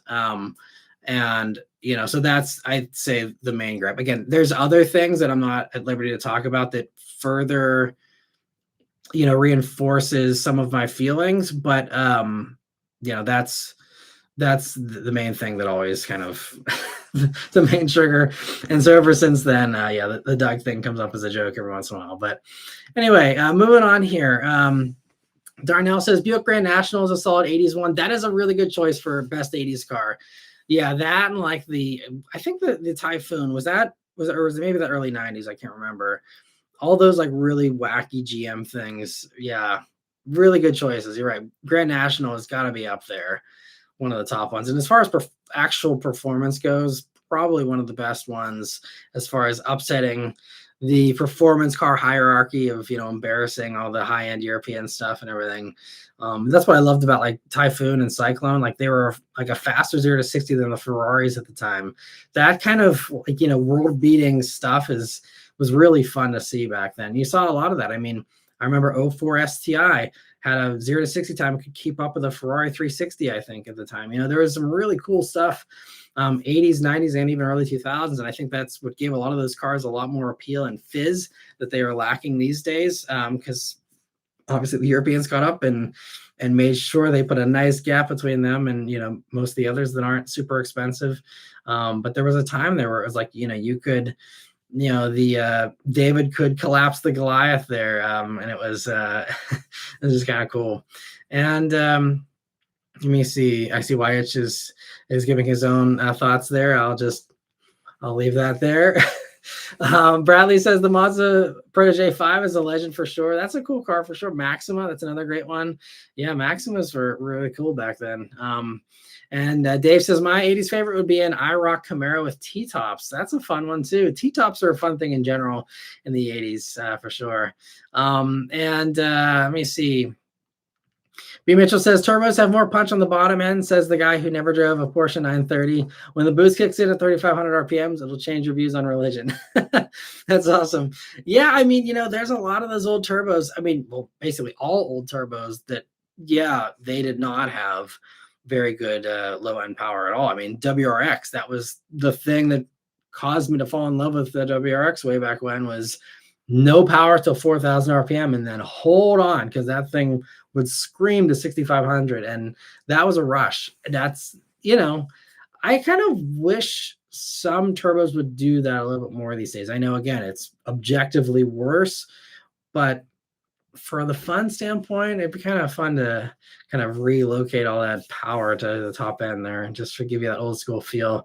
Yeah, I haven't driven a 930. I'd love to try someday. I'm sure that'd be fun. And why it says I have one Mike and Ike every time you say a GR Corolla, and now I have diabetes. At least healthcare is free here for now. Yes, very jealous of the good healthcare you get there in Canada. And Mike and Ike, that's funny. It's certainly healthier than taking a shot every time like some others do. So you're better off with the Mike and Ike's probably. And Fuchs says, I don't think people remember the original Integra four-door hatch was the rare and desirable one with iconic frameless windows. I didn't realize they were rare because I feel like at least I've seen a bunch. I don't know, maybe it's just my area or something. I don't know. But yeah, I mean, all of the Integras, I think that they all have frameless windows. I love frameless windows. My Legacy GT Spec B had those, and I just, yeah, it was so nice to have that. And the Mustangs had it too. But Chad says tariffs are too much, but BYD, et cetera, gets subsidies, et cetera. So not really fair competition. How do we reconnect this discrepancy?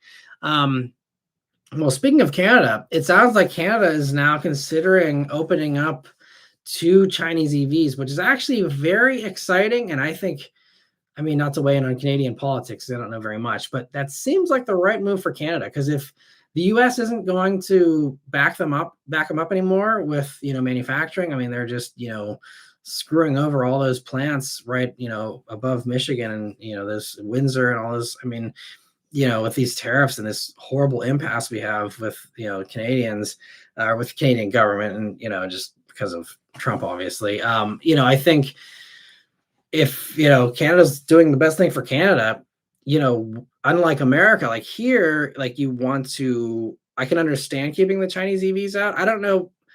My feelings continue to evolve on that and kind of, I'm still kind of on the fence. I do think it's better to keep them out for American car industry because we are, we employ so many workers here and we, are very much,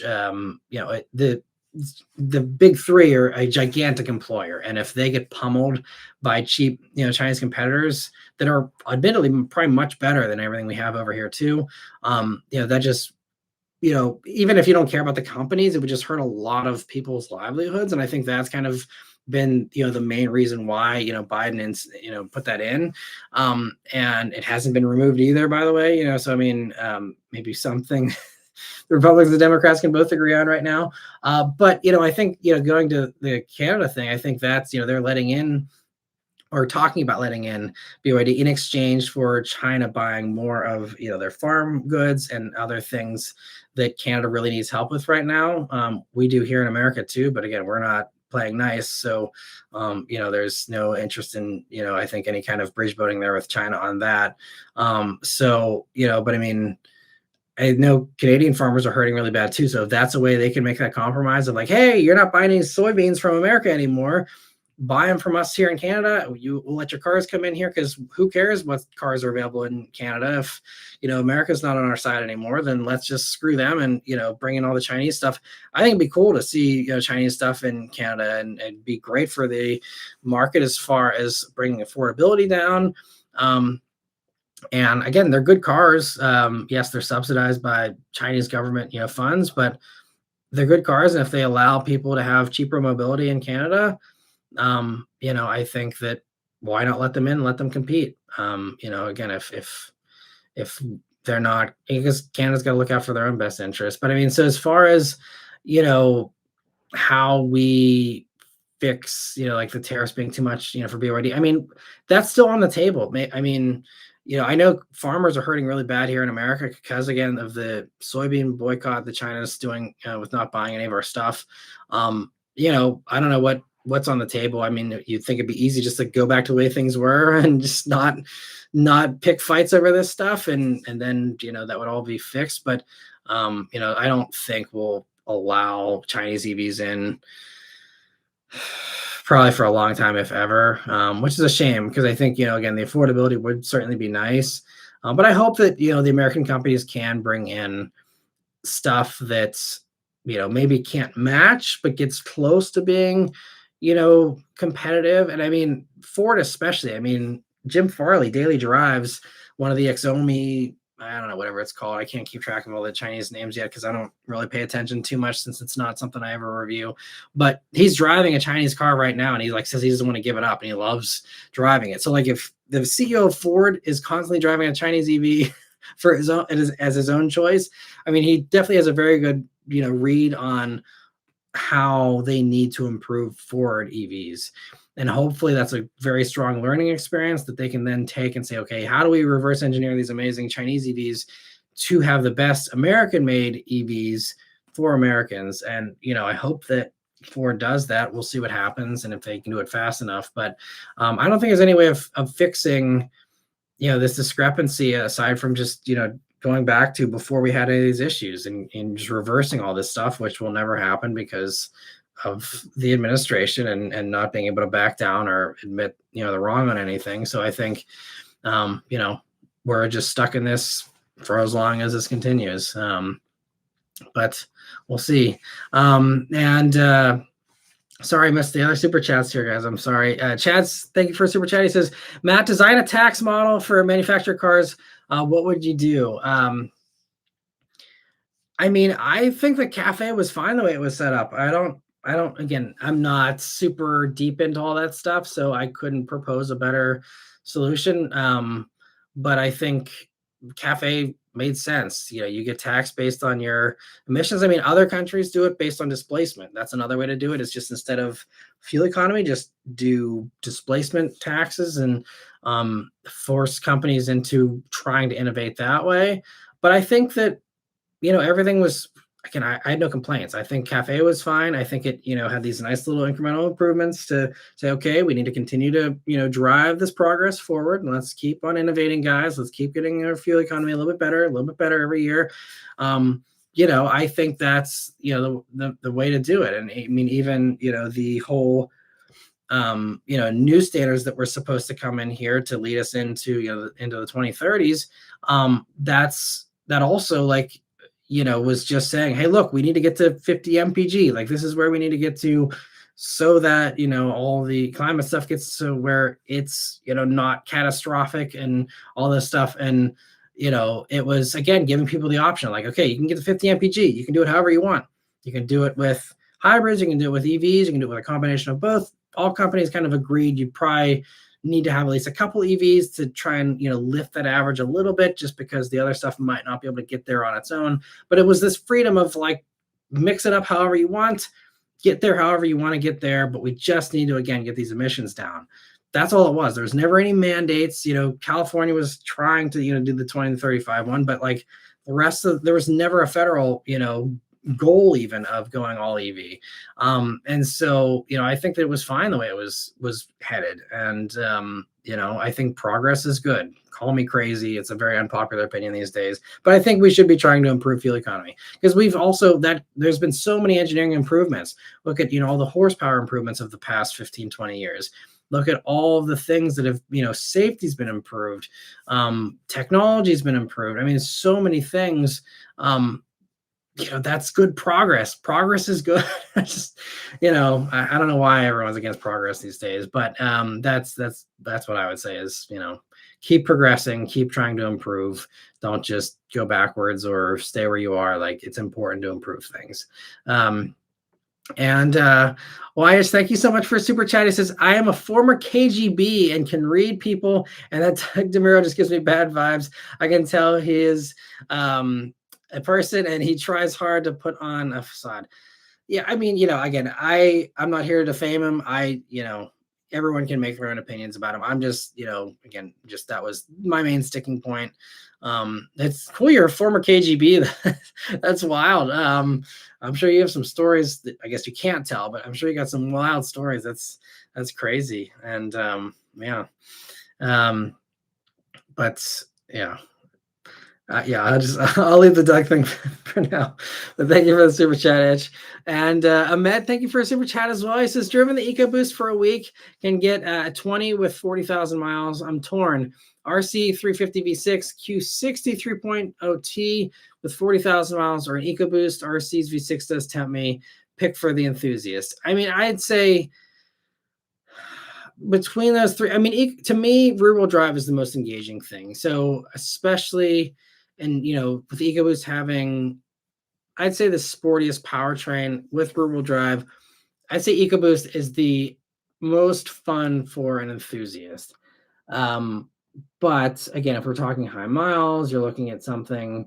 I know you said the EcoBoost is about 40 grand, so that's not bad. But if you're talking higher miles for the Lexus and stuff, I mean, I have no problems with a high mileage Lexus.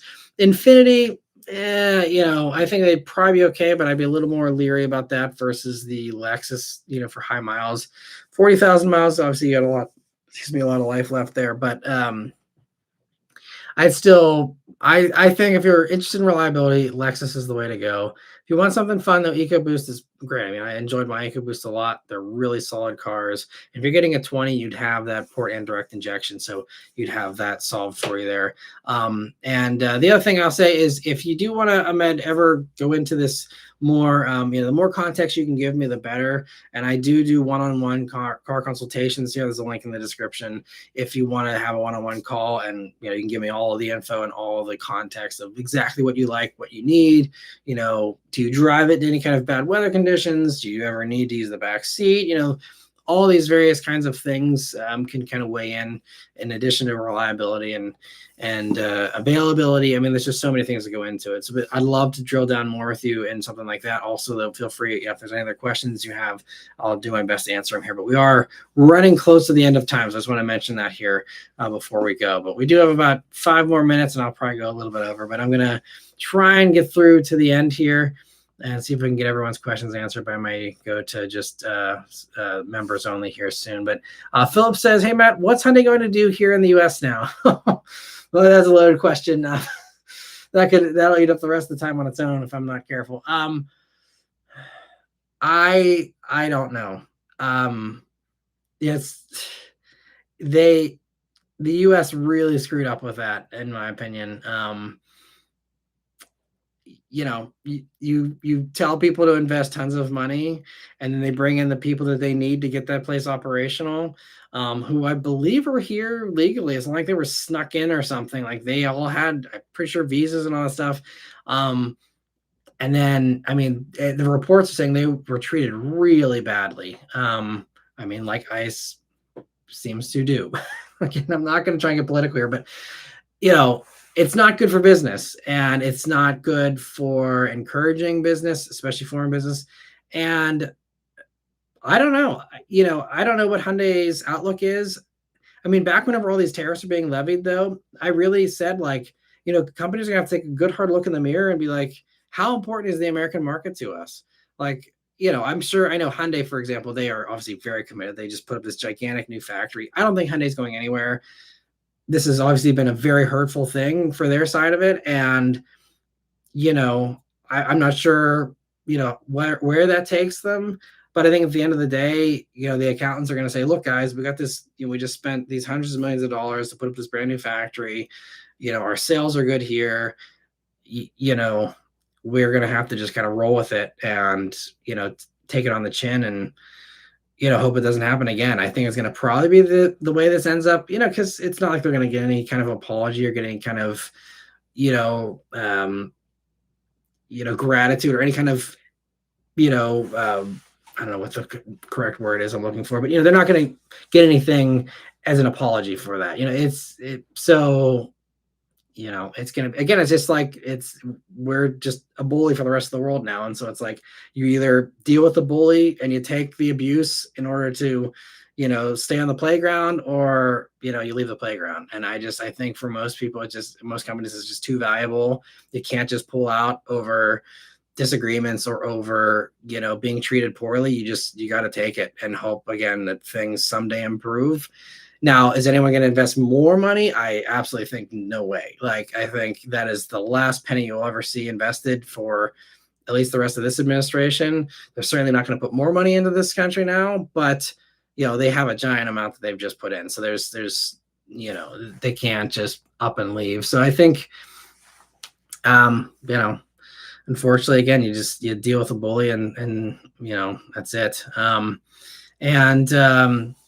Fuchs says, also the Integra Type R would sell terrible today with 195 horsepower. Great suspension and handling, though. Yeah, that's for sure. Which is also kind of funny. It's, again, why everyone remembers them. Like, I guess everyone just remembers the modified ones and, tons of horsepower. But, yeah, it's really kind of funny. Enthusiasts are very hard people to please most of the time. And Wyatt says, sorry, Dodge Chrysler Jeep quality was terrible, and it's somehow worse now. I love their Hemi V8s, though. They do have some bad quality, but I mean, looking at, I don't really always take Consumer Reports. It's spotty at best, but I do occasionally agree with some of the stuff that they say. And, some of their methodology certainly makes sense. If you are having a Pentastar V6 that's, been in cars forever, and you're talking about a Durango or something where all the bugs have been worked out over the past 10 years, the chances are you're not going to get burned by that, because it's so old that everything is, all the issues are out there. Everyone, it's all a known quantity. So I'd say in that kind of a case, you're buying a very reliable car. Now, there's still going to be some weird glitches or, stuff with software maybe, but mechanically you should have some, it's very hard to screw that up that late in the game. I mean, maybe they'll manage to do it. I don't know. But I think there's some things that are okay, safe bets there in the Stellantis lineup for sure. And Mr. 705 says, I have a 2021 Honda CR-V, and after 4 years of using it with stop-start enabled, I noticed it began to not work as smoothly and not being safe. So I bought a wire harness to permanently disable it. Interesting.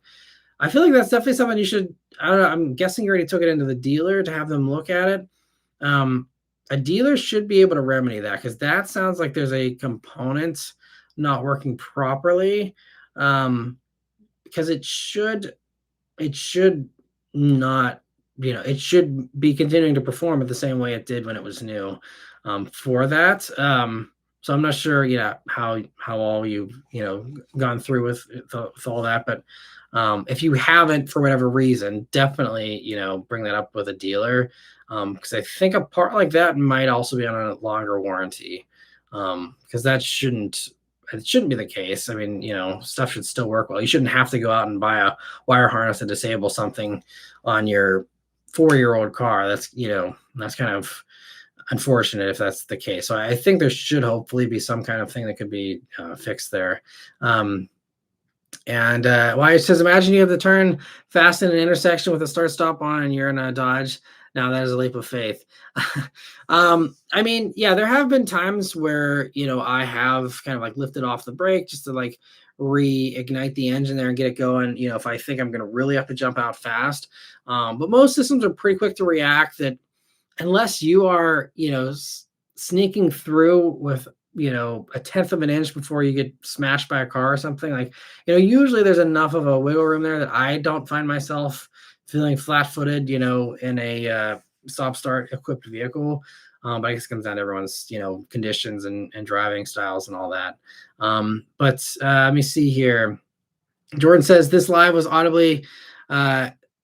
audible sound. Please keep it real. Chad and Jordan approve. I'm glad you guys enjoyed the live here, and I'm glad the audio was good. And yeah, hopefully it gets even better next week here once I get the new phone. And hopefully YouTube's just getting better with their streams as well here. We'll see. And Chad says, we love your chat, and thanks to everyone for keeping this a positive community. Absolutely. And thank you both so much for stopping by. It's always great to have you guys here. And Wyatt had to Google what a VinFast is. Michelle says, if you want to see VinFast on the road, come down here to Raleigh. You'll see quite a few. There's like 4 of them in my neighborhood. That's crazy. They must have really been some solid deals, because that's leaps of faith there for sure. And Vishal says, isn't Ford's hybrid system similar in design to Toyota's? They seem reasonably reliable. Yeah, I believe also way back when, like I'm talking early 2000s, I think they did share a few components. I don't know enough about them to know if anything has carried over or if there's anything that is still shared. I think they're different altogether now, but I could be wrong. So yeah, that's something to look into. And yeah, I see Ahmed says, thanks for the advice. This is awesome. Please keep it up. Hope your channel booms to 1 million subscribers. I appreciate that. Yeah, always fun to, hope for more subscribers. But really with YouTube these days, subscribers don't matter. It really just comes down to the views. And, the more content I make that you guys want to watch, the better off the channel will be. So that's always my goal. Let me see. Chaz says, with us upgrading to ad free, does that hurt your channel? So you mean like YouTube Premium?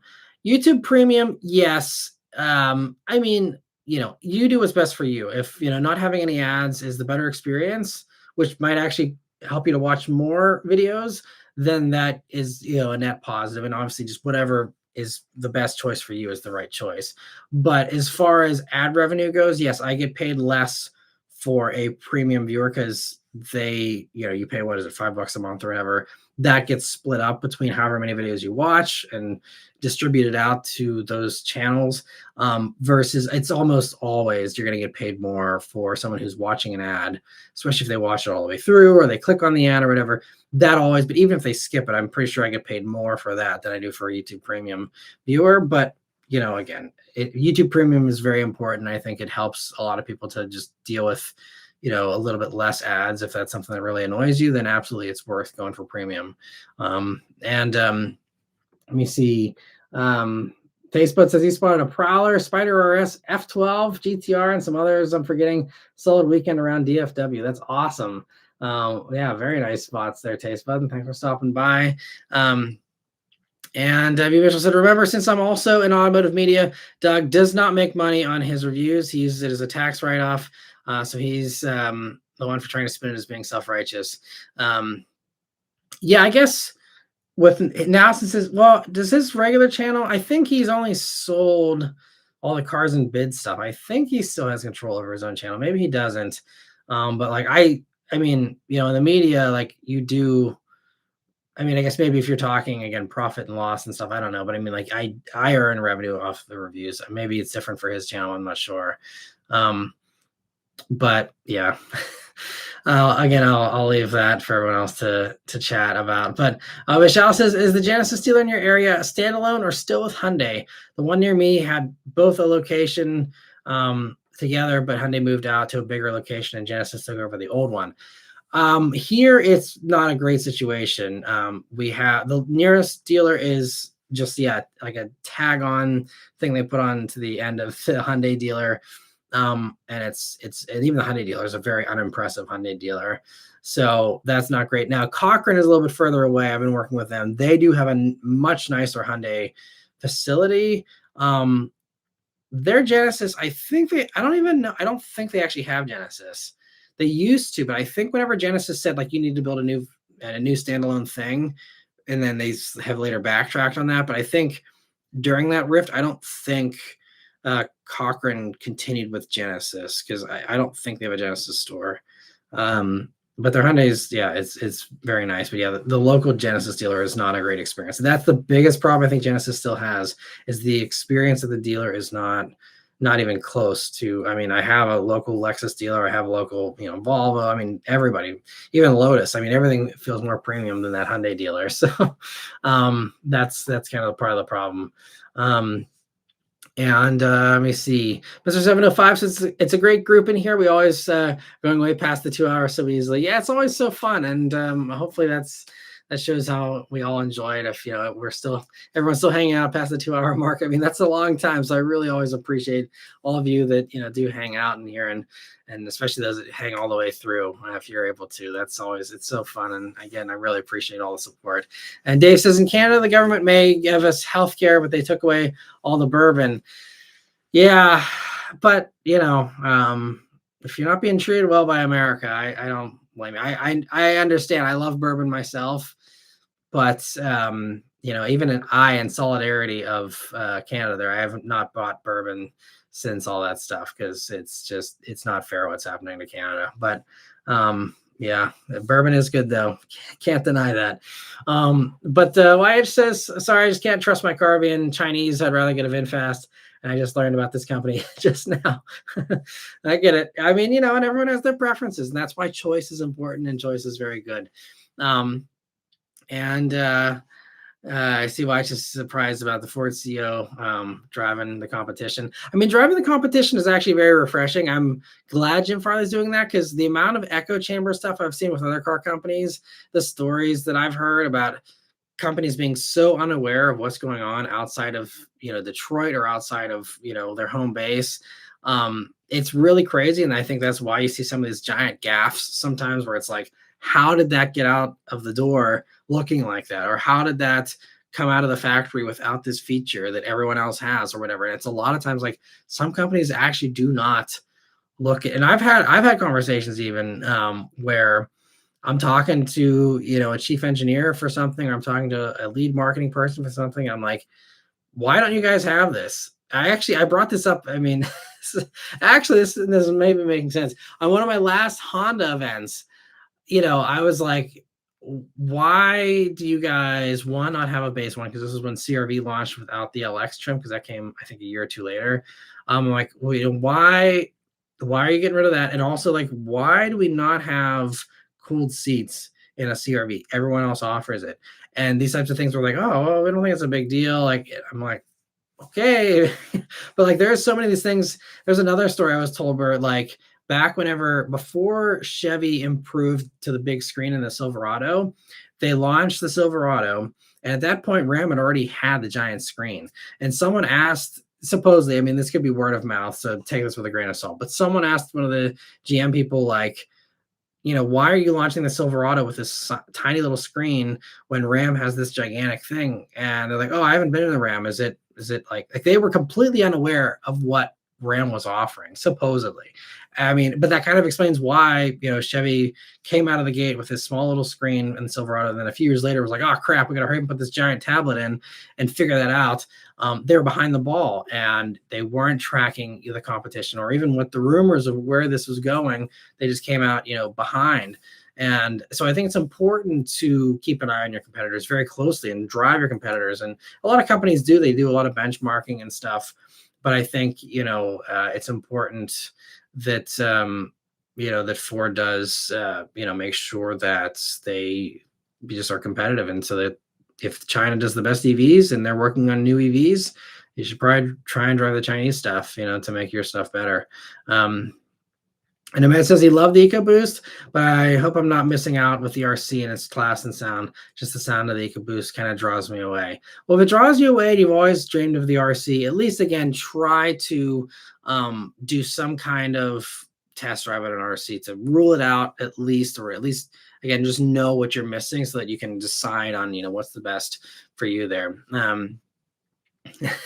And I see why I guess was clearly joking with this other thing. He says, I trained Putin. He tried assassinating me, so I fled to Canada. All right, so maybe you're not KGB. But, yeah, but maybe you are very good at reading people. That's great. And I see also, sorry, I missed the other super chats here. The last couple of the night, he says, says, from the Navy SEALs killing random North Korean fishermen in North Korea to now this, both Koreas hate America now. Yeah, well, again, I won't get into politics, but I think it's safe to say that most people or most countries probably don't like us anymore. And can I blame them? No. Anyway, Gearhead, thank you so much for a super chat. He says 24 CT5V for 66 grand out the door with Super Cruise, a good deal. I don't have, I haven't looked. I'd have to look at the comps and see, what the other CT5Vs are going for to know whether that is a good price or not. So, just look around at the others that are out there.